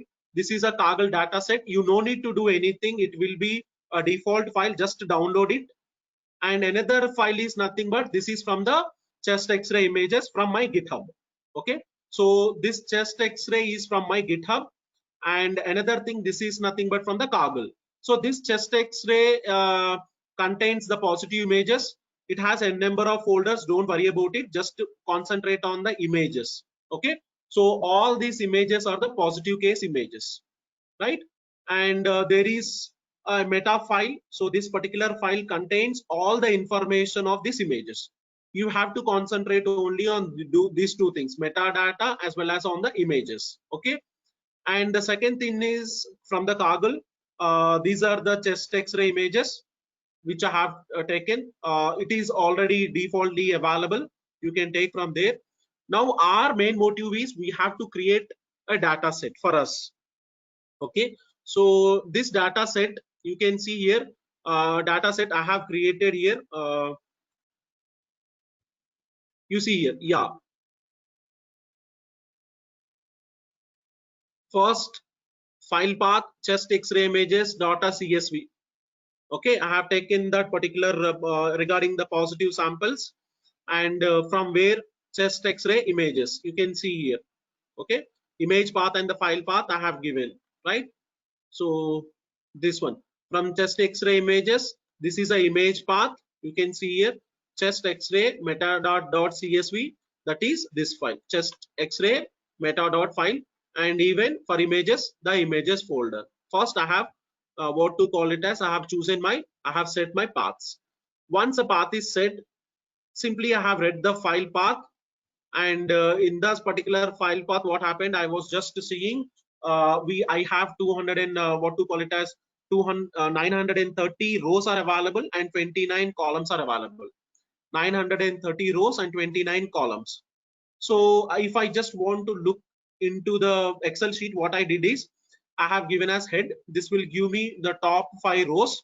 Okay, and it will give me all the columns. So you can see the columns with patient ID, offset, his chest, his age, finding. Finding is nothing but, please concentrate on this, finding is nothing but the disease, whether particular patient is suffering with COVID or not, COVID-19, pneumonia, lung cancer, like that.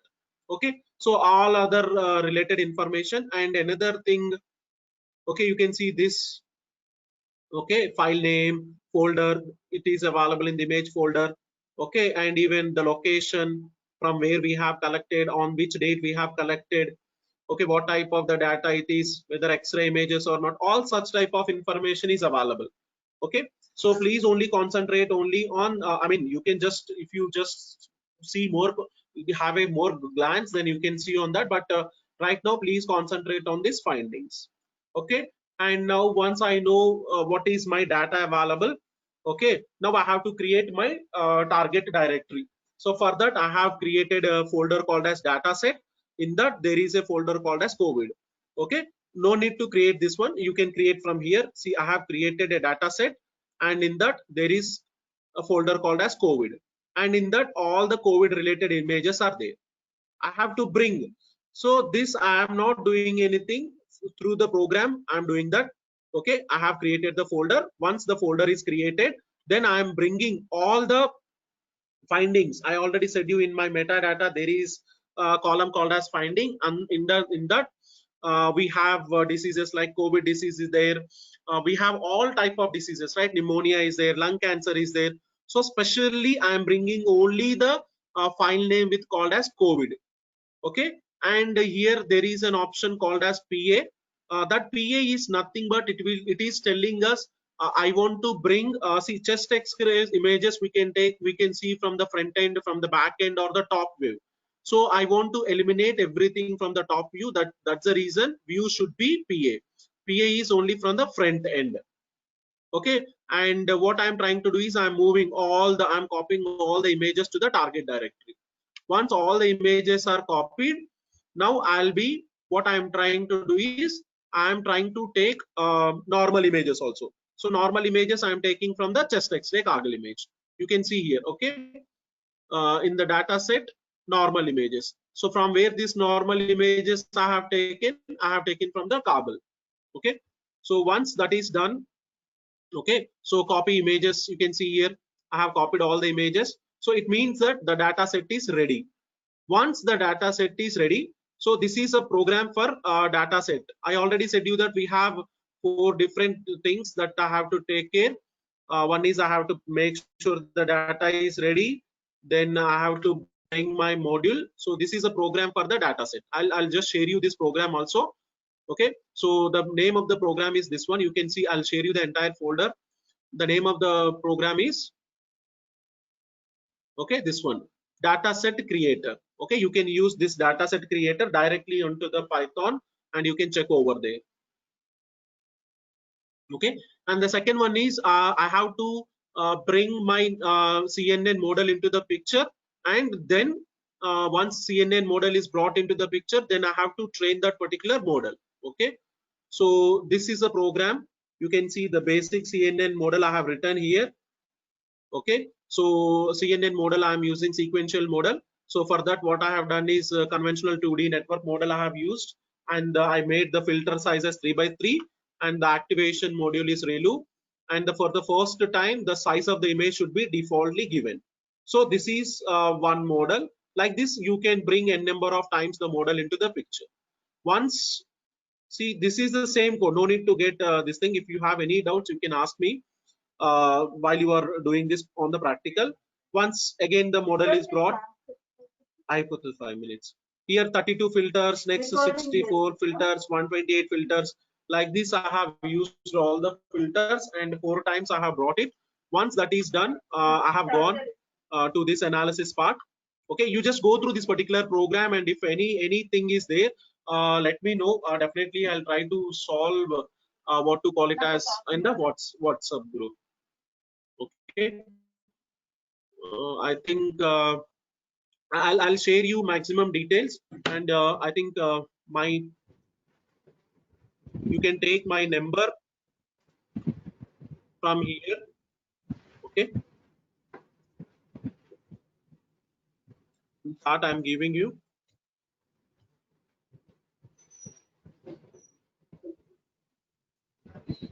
In any case, if I'm not picking the phone, please WhatsApp me. Definitely, I'll respond to you, or even you can mail me at my mail ID info.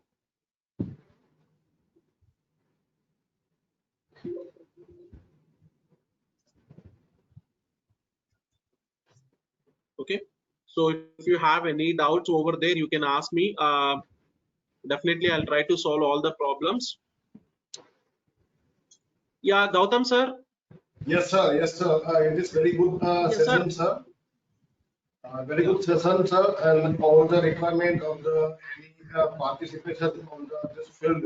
It is very useful. Very good session. We have taken all the technical aspect about the software point of view, and whatever you have did the work for the COVID-19. Regarding the detection of the COVID-19, it is a very effective solution for the COVID-19 in the somehow by using the machine learning and the AI point of view. So I think because of the lack of the time and because of the we are not positioned to take the question from the participation. But then in the future, we will take another session for you for the maximum benefit of your expertise in this area. On behalf of the GTU Business School of Engineering and Technology, I am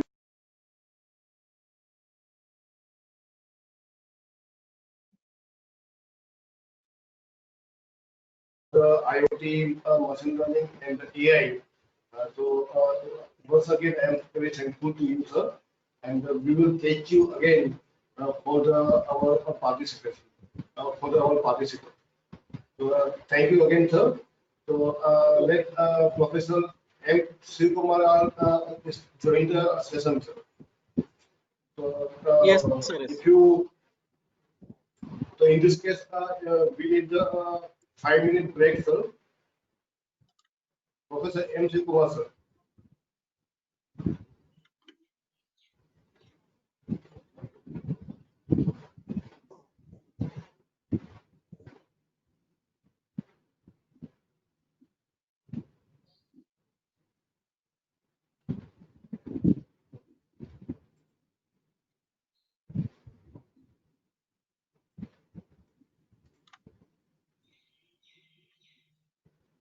Hello.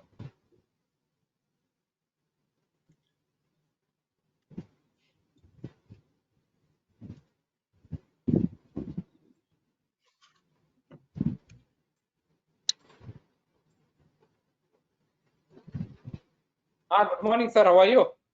Sir, good morning, sir. How are you, sir? It is a good night or good evening, sir? Huh? Good evening or good morning, sir? I know it's going to be good morning only.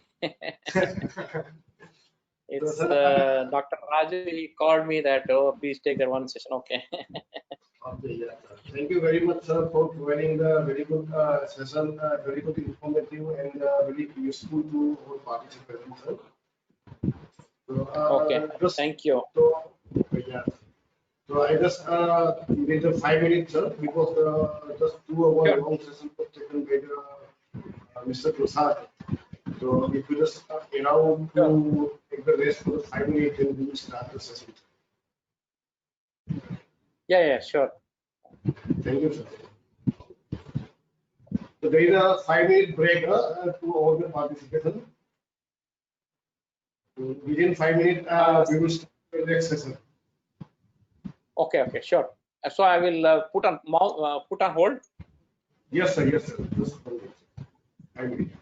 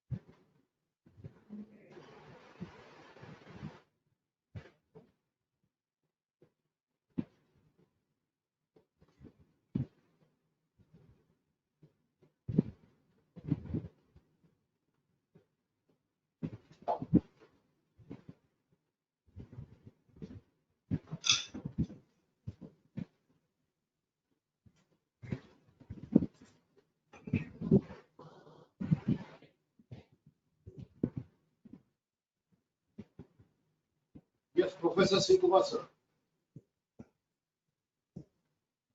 Sir. Yes, Yes, sir. I can. Yes, sir. So, hello, everyone. This is the second session for the third day of the FDP on the Internet of Things with the machine learning and artificial intelligence. So we have the speaker, Professor M. Kumar from the Santa Clara University, California, USA. So, this is I hand over. I am very thankful to the Professor M. Kumar to spare his valuable time for the one another session just for our request. So I just invite the Professor M. Kumar again. There is no need to introduce himself because he already took the very good session regarding our objective of the FDP. So I invite Professor M. Kumar to continue with the session with our objective protocol. So, over to Mr. M. Kumar. All right. Thank you, Dr. Gautam. Appreciate very much. Hello, everyone. It is my pleasure to be here on third day. I hope you were enjoying the conference and some of the sessions what we have been doing and some demos. So today I'm going to talk a little bit on the how the IoT and machine learning as a community, how we can help the COVID-19 pandemic situations, right? What are the projects we have done, and moving forward, what are the projects as in faculty you all can do? So I will just, I will come back on the camera later because the bandwidth, let's save some bandwidth, but I want to share my screen here for sure, okay? Yeah.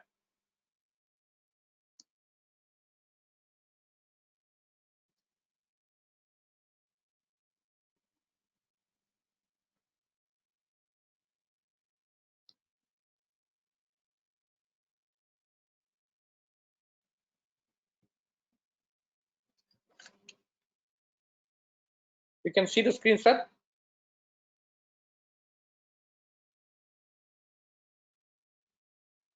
Dr. Gautam, can you see the screen, please? Yes, sir. You can see that, right? Yeah. Okay, it's visible, right? Yes, sir. Okay, so basically,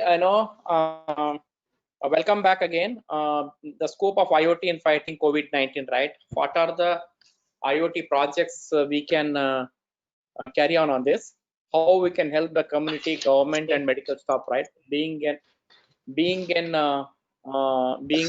academic, how we can help? Always I keep telling them that we got two set of people, right? One is the doctors and another one is the engineer. Of course, there are other fields also, but doctors are in the front line, right? It's like a war. I keep telling them, it's like a pandemic war. Doctors are really fighting very hard, whereas engineers, how we can enable with them with all these technologies, what we have been doing it. So always I keep telling them that, let's contribute from our side whatever we can do. So that was a whole motivation for us to do some on the COVID-19. So before that, let me go through some of the organizations what they have been doing, especially on the World Health Organization. I don't know how many of you know that World Health Organization, they're keeping a track of this COVID-19 pandemic, right? They're keeping almost 24/7 track, and then they're providing the data to all the interested parties into that. So let me just open up this site. So here you see that I think site still coming up or what? Okay. So you see here every day they're announcing the data. So here you see that new cases. Then you can select a country there. You see this is the America, then Southeast Asia, Europe, Eastern Mediterranean, Africa, and then this one. So let's go to the Southeast Asia. Okay, so now you see that 300K and thing. Okay, now let's go. That is all the where the World Health Organization is situated, right? Let's go to the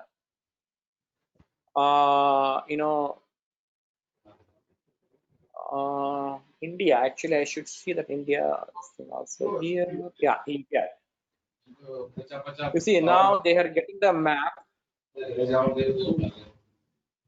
Okay, now they have got that 80,776 and confirmed cases and total per 1 million.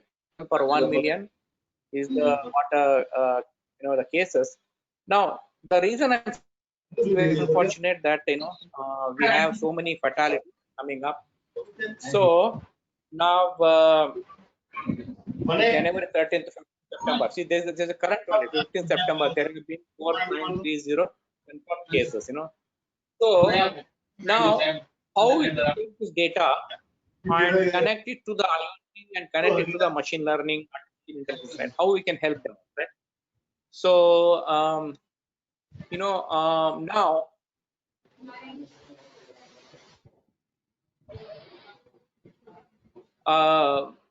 now see this data is available. What we are going to do with the data? What the things we can do? What IoT intelligence systems and this machine learning can help them? So we would do.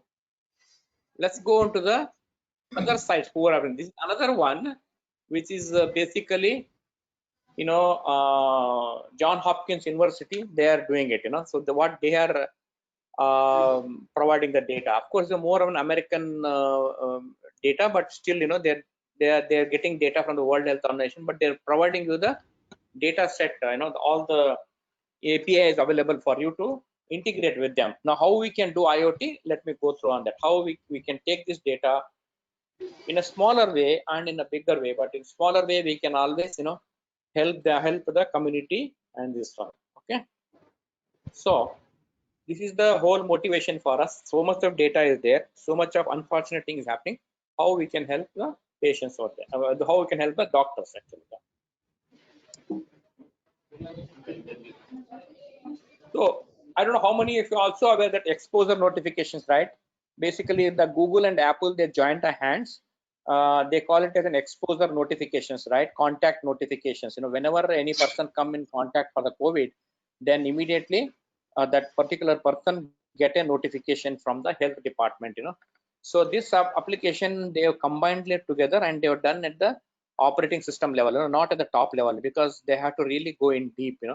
So this is an example, like Alisa is sitting next to the Bob, and then Bob is positively diagnosed for COVID-19, and then their phones got exchanged as numbers, and then you get a notification, because when I'm taking my phone, sitting next to a person who has been identified or who has been diagnosed COVID-19 positive, then I get a kind of a warning or a message.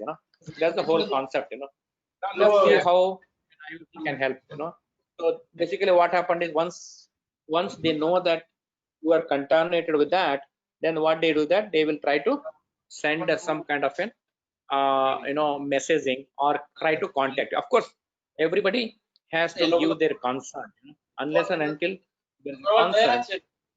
But you okay, go ahead with get the data. I don't think they're going to accept it.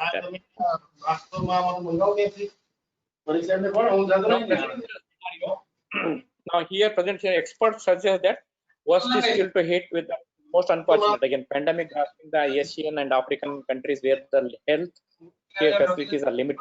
The total number of cases is expected to hit more. So governments are really trying very hard to get the pandemic by imposing lockdowns and restrictions. So these had mostly delayed surge, but governments are still actively searching for innovative measures. Now, scope of IoT, how IoT can help them. So IoT can have a tremendous effect in the field of effective monitoring and implementations, and the mode of spreading of these diseases is mainly by contact.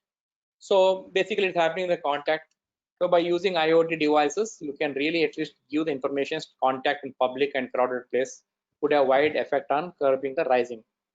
It can also be used to track and monitor general public and can help to maintain a record of people that came into contact with others.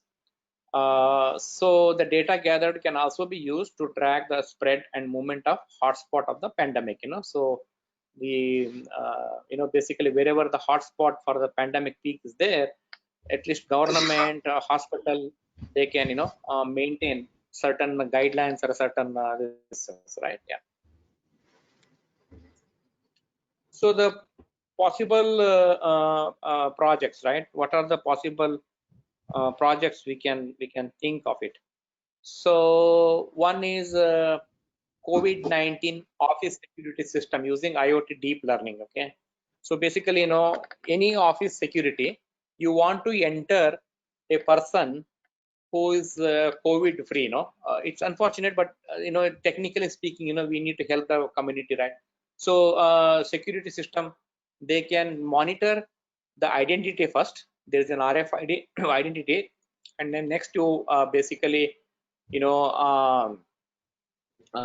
scan the card and scan his ID, and then you enter into the this one.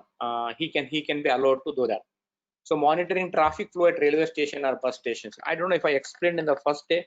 So monitoring the traffic flow, so whenever there is a railway station or a bus stations, crowded place, we have some bar restrictions, right? So only these many passengers can travel. So because you cannot allow everybody there. So in that case, there could be some display, long display saying that, okay, this railway station is full, you please come back later, or send some sort of an text messaging that, okay, this particular is full, now please send something. Similarly to the bus station also, right? You cannot allow all the people to go over on that. And then you have the IOT enabled monitoring at isolation wards, right? Quarantine. See, now quarantine, they got so many wards, isolation wards are there. But how healthy is that? Is the temperature and gas sensor is monitored there, air quality? Because there are so many people they're putting in one room or one compartment. I heard that in India we also have this compartment as the incubation, sorry, not incubation, isolation wards, right? Incubation, not right word, isolation wards and quarantine facility. So now when you put everybody in that particular room, how the temperature, gas sensor and air quality, can we put those sensor and monitor and inform to the higher officer there that this is not safe, so we need to put that in this thing. And then we have the variable based monitoring system, right? You have your watch or anything you wear by temperature, it monitor the body temperature and send a signal to the your public health organizations. And social distance monitoring less than 6 feet, so you can have some kind of an this is very important, right? Social monitoring less than 6 feet. If somebody is not maintaining within the 6 feet, so you have the buzzer or an LED indications. And touchless sanitizing system, so you don't have to touch those any without touching, you can get on. Okay, so few possible IoT or AI ML use cases. Let's see here. So basically, other day I just very briefly showed it to you, but this is a working model. Let's see what mathematical involved, what are the software involved, and what are the cloud component involved. I want to go in detail on that. First of all, we talked about an RFID card, right? You get an RFID card, then IR temperature, and then camera. So camera, you saw that yesterday, Bharat showed some demo on the computer vision, right? You take that camera and then you detect he shown non-COVID applications. You detect and then you send that detected image. Suppose if I am entering to any institute, basically you have the image, my image in your server. I take the image and then it compare in the server that okay, Shiva Kumar he's already visited us. Now I know his face, so that is that you need a server component there. So you need a computer vision camera or any camera, then you have to detect my camera and then it detect. And the second thing is that my badge, right?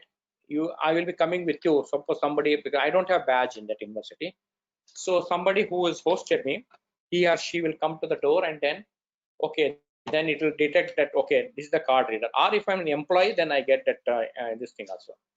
Then it also measure my temperature, okay, whether he has got temperature. So all these three, if it meets, then we have, sorry,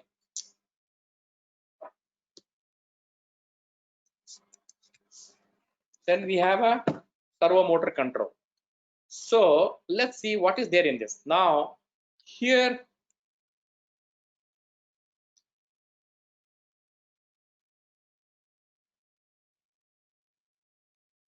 But here you have the what you call the your Python programming here in this portion, right? You're doing the Python programming here. So once you know the Python programming, yesterday we showed that, right? You can remotely log in. So you need to have a Python expertise here. You need to have a Python expertise, and or you can do an embedded C also. I'm not saying that you do that. And then you have some kind of a networking experience. You take this data, connect it to a networking, that Wi-Fi networking, right? You have to really channel it in such a way that your data is pushed there. No? Otherwise, if the signal is weak or something is there, you may not be able to do it. So you take that one and push that data to the cloud. So it could be, through this motor, through this motor or through this, servo. Sorry, this I'll come back on this. This is the stepper motor. Now stepper motor is connected to the door here. So then it automatically door. Okay. Now somebody came up with an idea. Oh, this is a great idea. Why don't you put a sanitizing machine also? So then they are trying to put a near the door sanitizing machine here.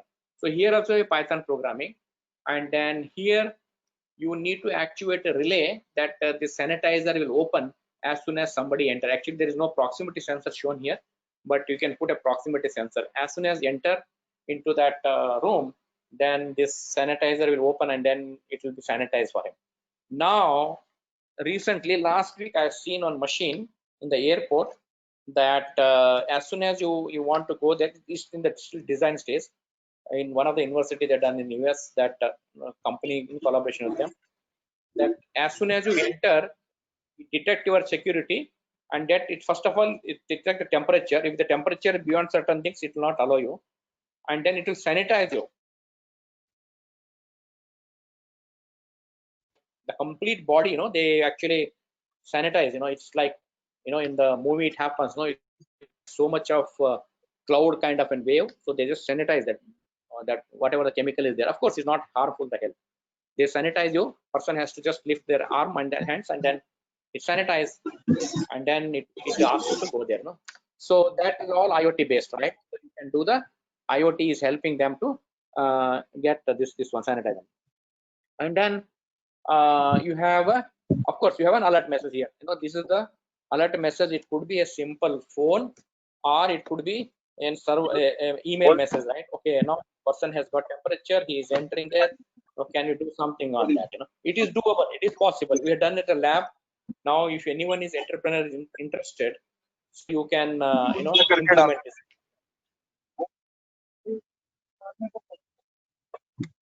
So here, how do you do that? RFID accessing, that you are importing, this is again same simple importing your Raspberry Pi as GPIO from MFRC is one of the MFRC is one of the company where they provide you the libraries, and import the simple MFRC. Then again you take Adafruit sensor input, and then there is some SMP that sensor, and sensor is this much. So pin number 4, what we are configuring it, pin number 4 of that is IO pin. Then you have the try ID text reader, read the card values. Okay. And then if ID is so and so, then print your body temperature is so and so. If temperature is more than or greater than 28, send informations to the cloud. Else open the door by running stepper motor and print this one. Okay. So this is one example which we have done. It is very working actually. Your card accepted, as you can see, we are measuring your temperature. So you get on. So again here in RFID, import those libraries. You don't have to do anything, just import, and then you try ID and the text here. So ID is on this number, and then the reader is the reader card value, and print your body temperature is so and so. Send information to the cloud. This is actually again, you got a string and data, right? You know that string is this much and data is this much, and then you can do this.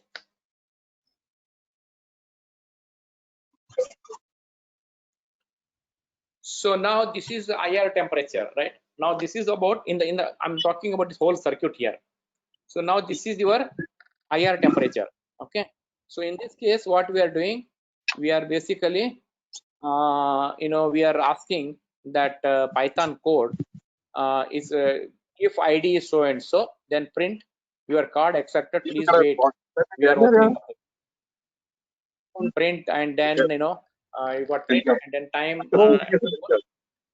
and then HT, that is DST read retry, print your body temperature is low, then you are suffering from high temperature. And if it is more than 37, then you will get a message that print you are suffering. If it is more than 37, if it is less than 37, it will not do anything.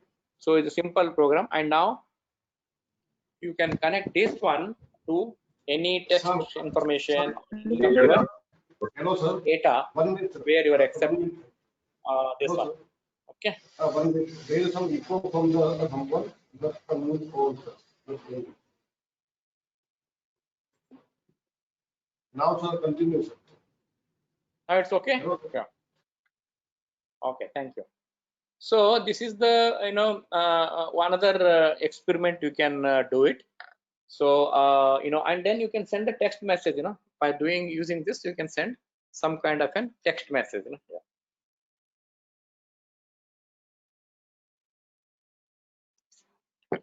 So this one is then another one, mask detections, right? So somebody said that, okay, I have the camera, I'm detecting the mask, whether everybody is entering into that particular hall, whether they are wearing the mask or not wearing the mask. So then you have please access your card, and then you got that number, and then your card accepted, please wait for measuring your temperature. All those concepts will come. Let's see the programming here. So what you have done is face equal to pre-process input face without any mask, and face is expand and this one face. Yesterday you saw the demo. I'm telling you how we can expand it. Yesterday you saw a very simple demo on that. And then determine the class label and the color we will use to draw the bounding box and the text. So that mask is this, and mask is without mask else, without mask else, no mask. So color is, actually there are different masks are there. So they put as a 0 to 255 that color.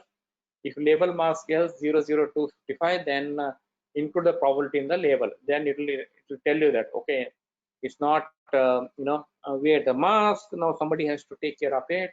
So all those things will come. CV2 put text image and this one. So this is, you can send that data to the health department, right? So we can tell them that, hey, these people are not going with a mask, so many people are they're entering.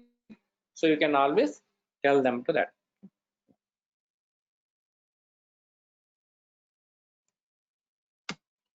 Now sending an alert.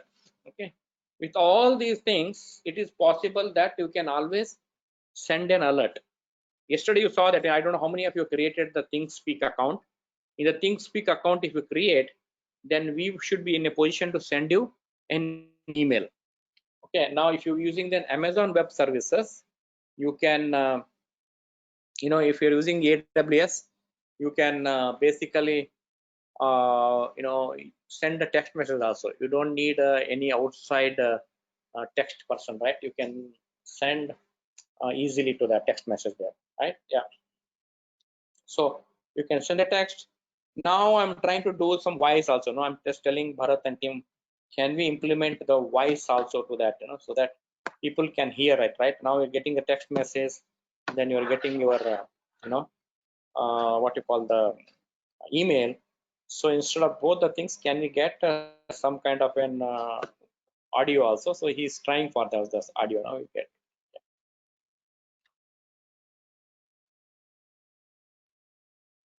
So this is the UBA dot. This side is the UBA dot, and then you get an email here. You see this? There's an email coming here, right? Yeah. So excuse me. So you have a API, then you have the conditions, and then this is your the what 5F228A and 31 resistance is giving. That's some kind of an sorry, this is an API actually, So you got an API, then you have to take that API and integrate with your this. Okay. So yeah, you get a print high temperature and alert, whatever you want to do that now. Yeah.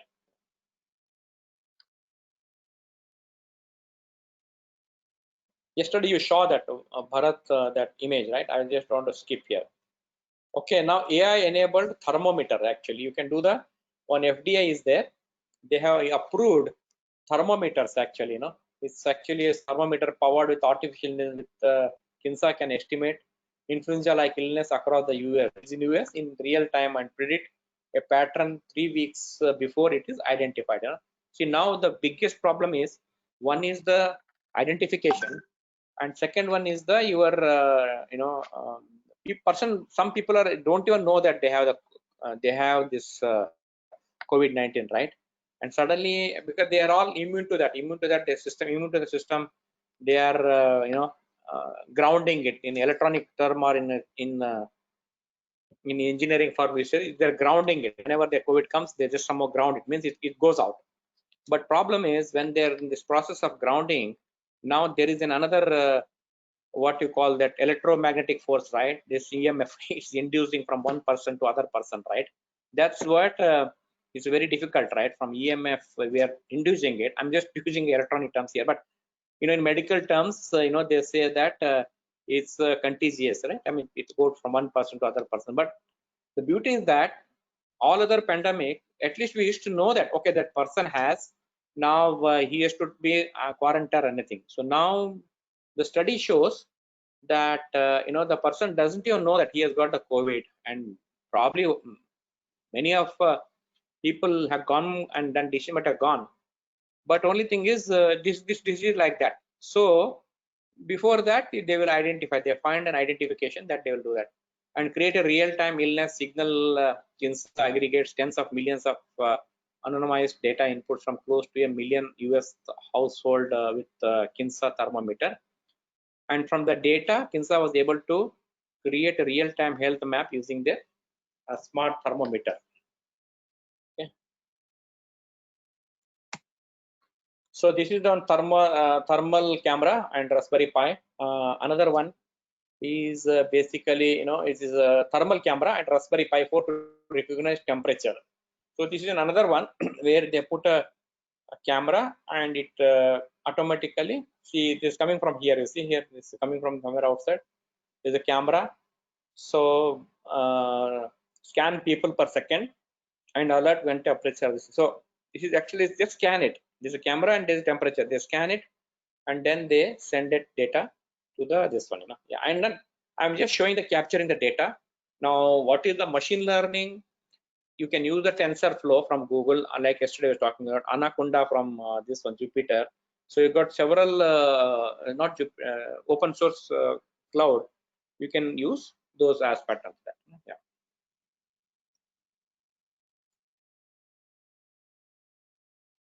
Now this is the social distance alert system using deep neural network algorithms and OpenCV, right? So how we can use the number of social distance violation on which area, what time applying, and all this, right? So basically, you can monitor it. See, people are walking here, so we can have some kind of an proximity. It's very simple proximity sensor, and tell them that you are not maintaining. Now many phones are coming with that, right?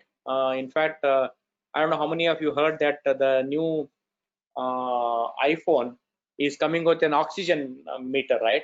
They're putting an oxygen meter in the phone, so you can just measure the oxygen of the person, because the COVID-19, the moment the oxygen go down, then chances are that person is not going to survive. So they are putting all the health sensor for COVID-19 where immediately they can test. But temperature is already there, but they want to make a very sophisticated temperature, oxygen meter, then nearest COVID treatment, everything they're putting.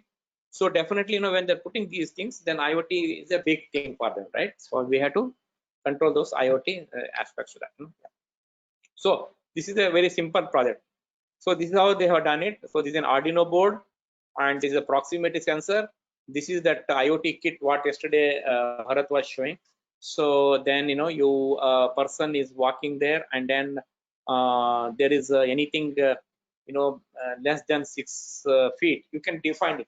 Whether you can define it for 6 feet, whether you can define it for 3 feet. You can define the distances over there, right? Yeah. So, and then this is the monitoring panel of isolation facility. We talked about isolation facility, right? They have a temperature, gas sensor. We don't have sensor, otherwise we can integrate any of them. So we have a temperature and a gas sensor. It monitor the temperature inside here and then send a signal here. And it's also mentioned the your what you call that gas sensor, monitor the air quality and then send that signal to this one there, right? Yeah.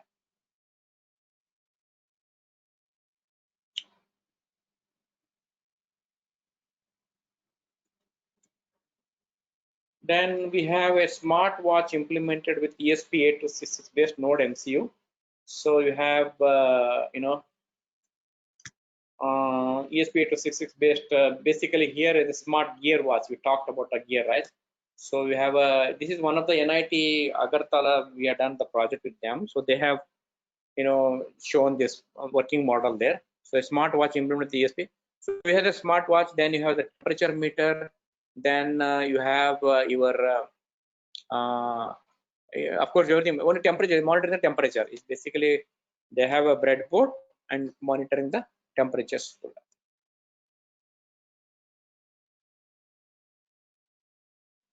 This is proximity sensor used to on off switch, right? So we have a proximity sensor. Some people are very religious that they don't want to touch upon the switch here. So there is a switch here and you can open or close depending upon the your what distance you send it. So they do the opening and closing, and then there is an IoT box. It go there and then it will go to the required cloud to connect data.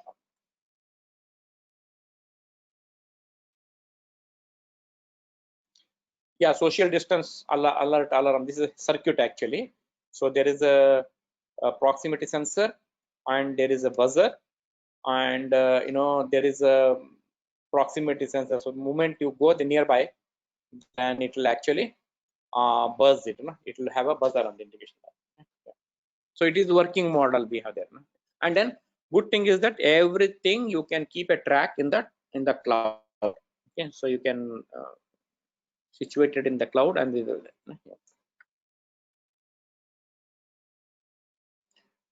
so here we use the Arduino and then the ultrasonic sensor, PIR sensor, the buzzer here, and touchless doorbell.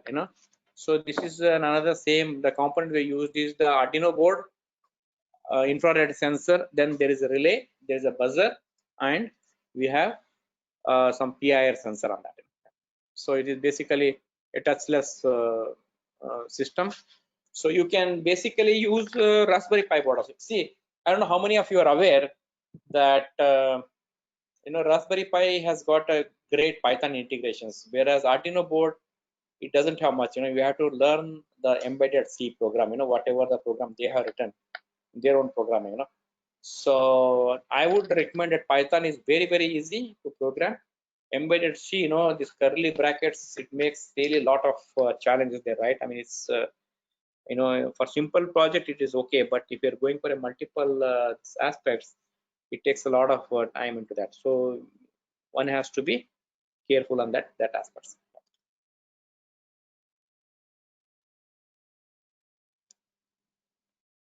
Then this is your touchless sanitizing system. So how we can how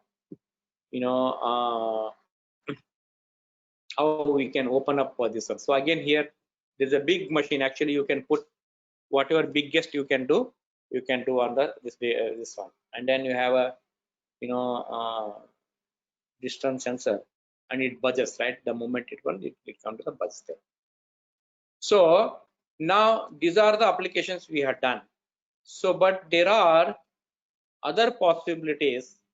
What I think is like remember that we talked about the World Health Organization's database. So you can collect the data and get the required solutions to your locations, right? What is needed. I mean, that is important for us, right?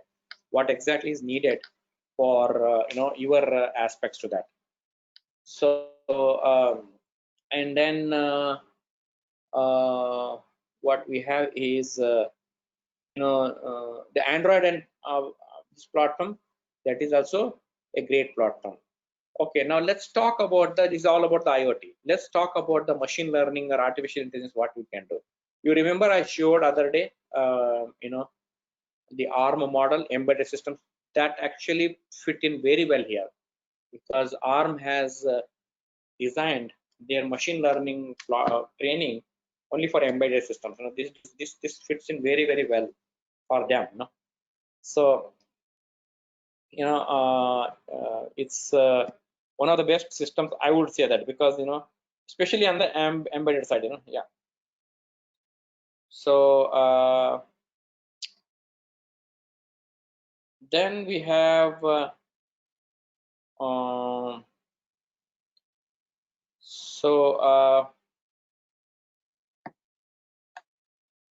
just want to see what else I'm missing here.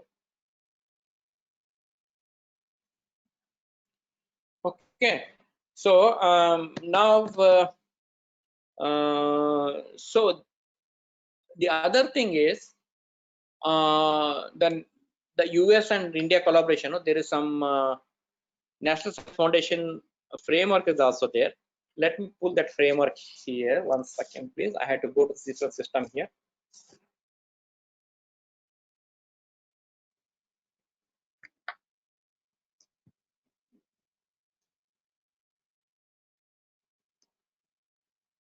So if you go to the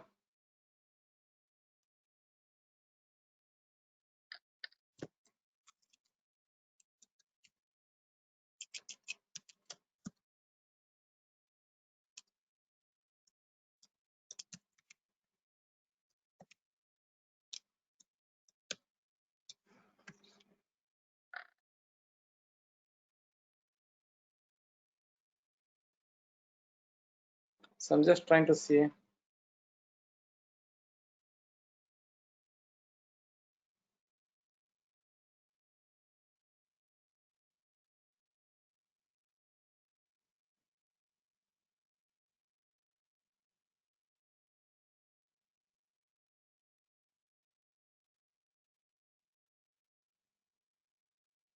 Yeah, so this is one project you see here.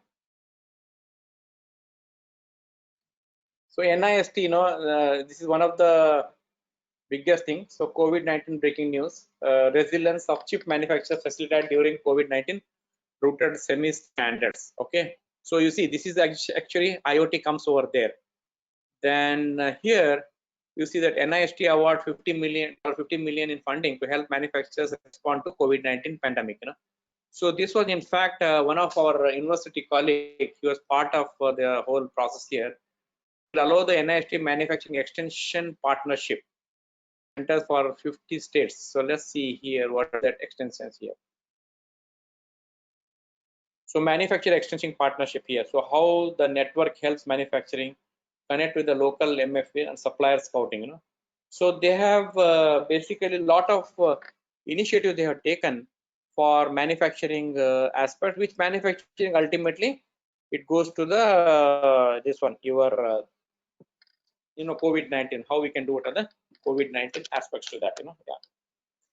So and then they also have the framework. Let's see if that framework is there now. So COVID-19, they have got IoT framework actually. COVID-19.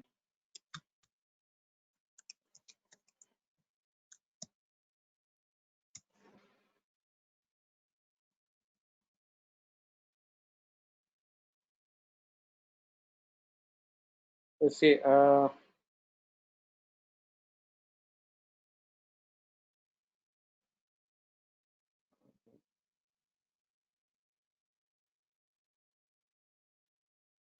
See, distance to defeat COVID-19. See, these are the platform they're helping it, and their IoT is coming up there.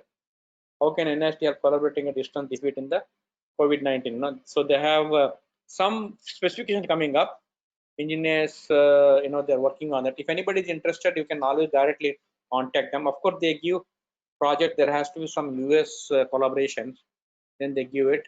So they have got the lot of research. The reason I'm saying they got the framework, but for any of the research projects, I don't think any problem, but only if you're funding, then you need to contact with any US partners for that.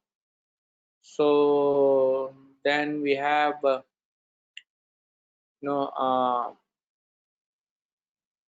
let's see here. Then we have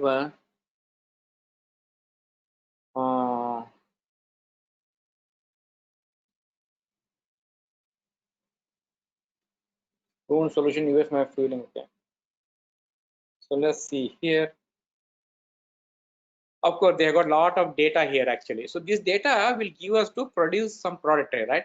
See biological measurement. What the biological measurement is? What is that? I mean, you can see the video here. Improving COVID-19 testing. So they're really constantly putting those videos and those help to that, right? So anybody see machine learning, data analytics. There's a very rightly you said that multidisciplinary team NIST. This is the government body like your Bureau of Indian Standards, like that. This is a NIST is a Department of Commerce office. So you see here, where did it go? Yeah, machine learning and artificial data analytics. They're taking this data. Multidisciplinary team of NIST experts, natural language processing and data curation of the industry have created. And then cross laboratory group is working on way to apply NIST expertise in privacy and cyber security. Of course, cyber security is another field which you can do. NIST researchers are exploring the feasibility of using AI and predict key COVID-19 trends. So this is really coming up, like ventilators, wireless innovations. So ventilators is a big project here. Here IoT goes here actually. I remember one of my friend, we worked on the IoT, but some more. It's called Indo-US project. That did not flip around that. So again, going back to my the block diagram, sensor, microcontroller, then the cloud. Connectivity and the cloud, right? Somebody asked whether my ThinkSpeak, Raspberry, and the DST or temperature sensor can act as a IoT, as is perfect IoT. So if you have any working model, you can always contact to that this one, yeah. So yeah, basically I will stop here and come back to these things because I not seen the questions. Let me open up and provide some time for the questions, please. Okay, 1 second.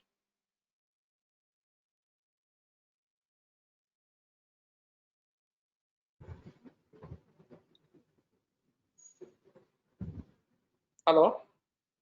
Yes, sir. So I can stop sharing here and Yes, take sir. some questions here. Okay. Yeah.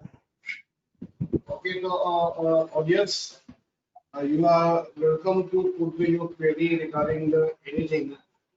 And our speaker will answer your query regarding any kind of the issue regarding IoT, AI, and machine learning. You can either write down on the chat box or you may directly ask to the speaker. Yeah.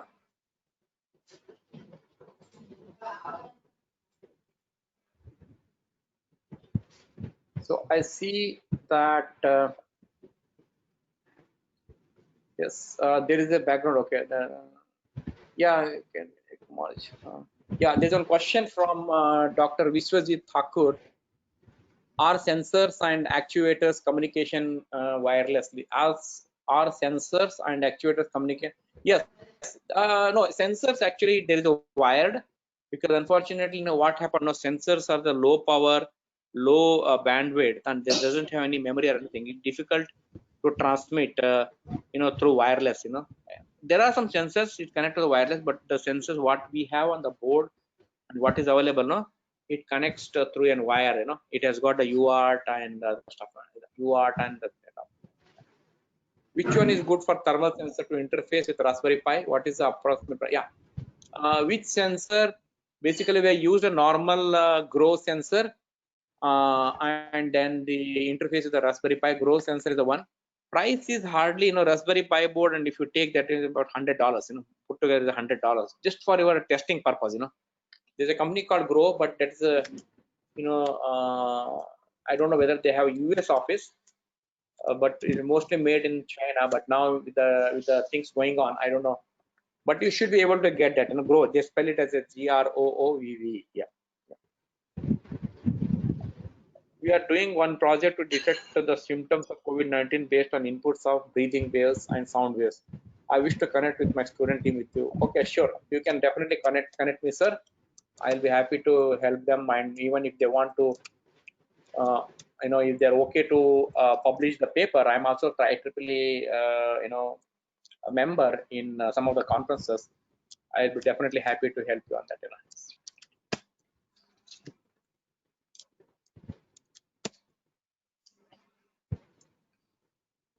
Okay.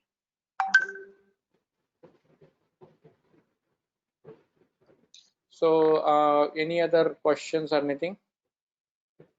I give the email address.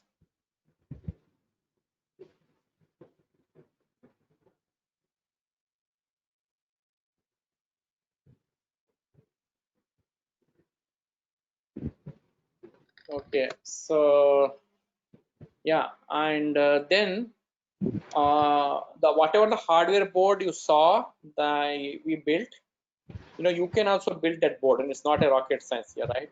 So just to show that board, our first version, I don't know if I showed it, first version board, it was in a more kind of an this thing. It was in a box here. So what I would suggest is that if you are building, you can build something like this. So my camera should be on here. So if you can building a board like this, you can put board like this, and then you can inside. See, we have put the first generation, right? We have a you have your air quality, and then all these sensors here, right? So you have a temperature, then you have barometer, then you have light sensor, gas sensor, all those things are there. So you can now, what you should do is that you should just connect a temperature sensor and make it half, very small box here, right? Very small box, and keep it in the security. I'm just giving an example. Keep it in near the security. Then there's proximity sensor, and then there's small camera. Of course, you have to send signature. So as soon as they enter, immediately it measure the temperature, and through this Wi-Fi, of course, I use the Marvel board here. You can use the Raspberry Pi board like what is there here. Yesterday we shown that, right? So then the signal is transmitted through this one, right? Yeah. So then, so this is one possibility. Other possibility is that, let me just see if I have the other board here. 1 second, please.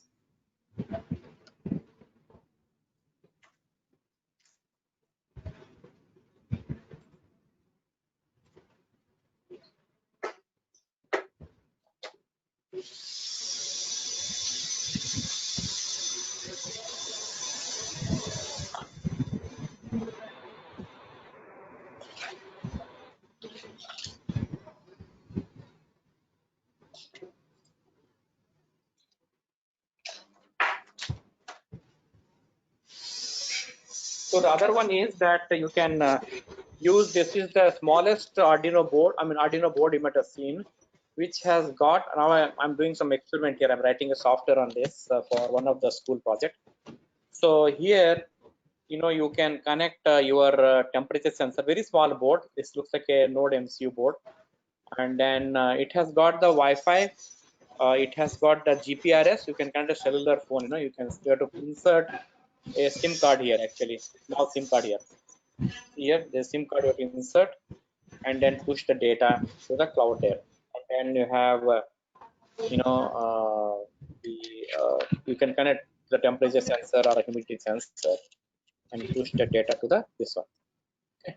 So yeah.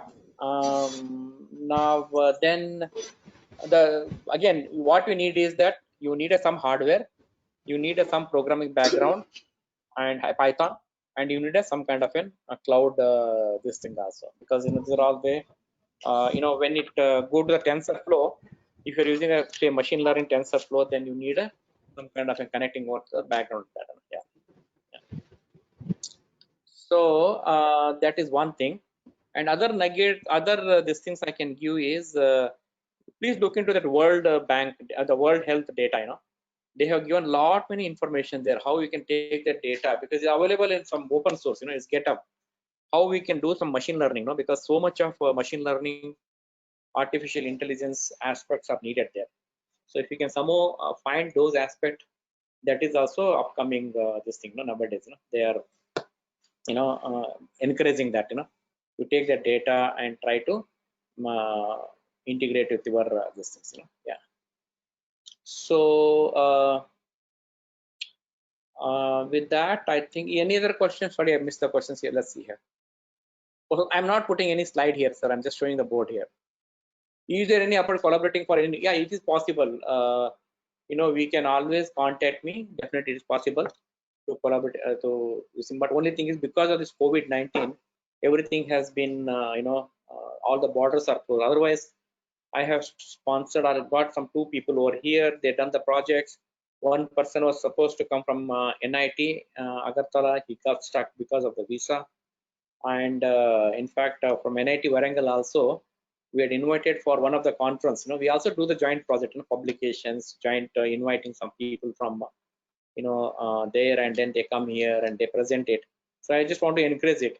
Last year we were successful in getting some 3-4 people, but this year it's becoming everything from March. Nothing is moving. Even government is saying that you have to wait till this comes. Yeah. So that visa condition also is not that favoring, right? I mean, people are hesitating to give any letters also now. Yeah. So that is the thing. And any other question here? Slide. I'm not putting any slide here.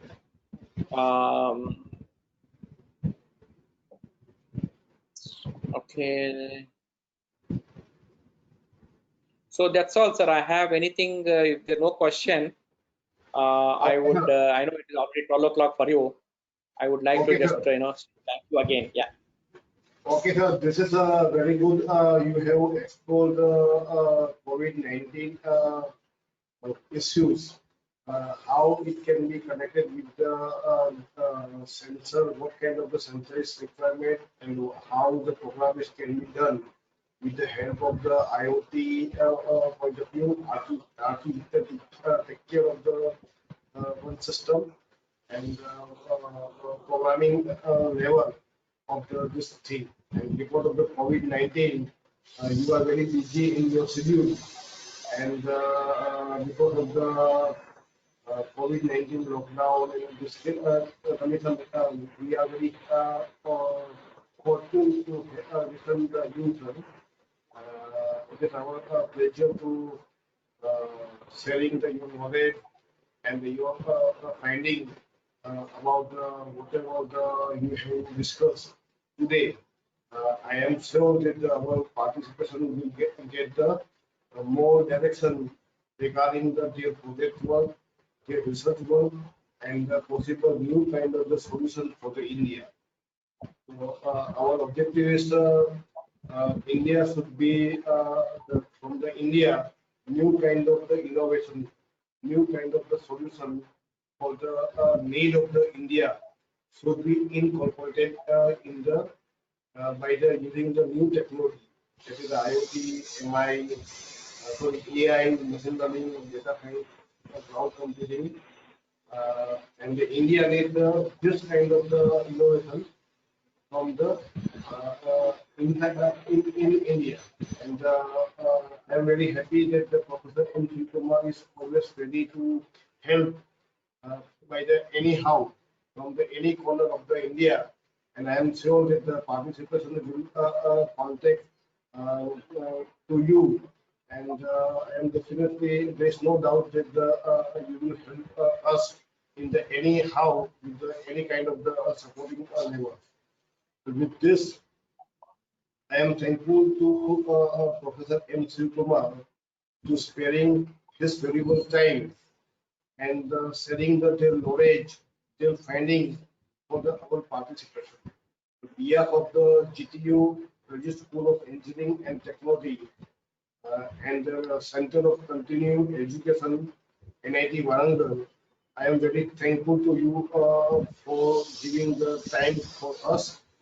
And at the GTU, we are very happy to make the collaboration with you for the development of the IoT, machine learning, and the AI platform in our university.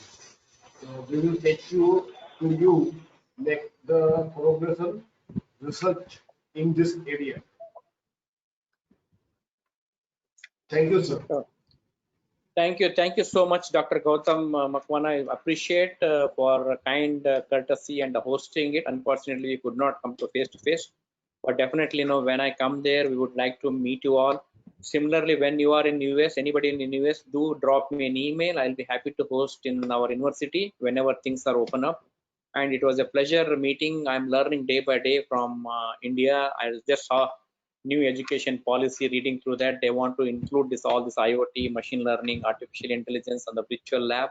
They're giving the practical training to the faculty. So I'm very happy to be associated with Atal and some of the organizations. They invited me to continue the research and give some process here. So I wish you all the best for the rest of the conference, and have a great day. And I think yesterday was the Engineers Day. I wish you a happy Engineers Day to everyone over there. Thank you so much. I appreciate your time. Thank you, sir. Thank you very much. So with this, this is the end of the third day of the FDP, and tomorrow we will meet again at the 9 a.m. And whatever the material and the video, recorded video, we will be sent in the WhatsApp group. So this is end of the day from our side. Hope you are fine, and thank you very much, sir, and have a good day. Thank you so much. Thank you.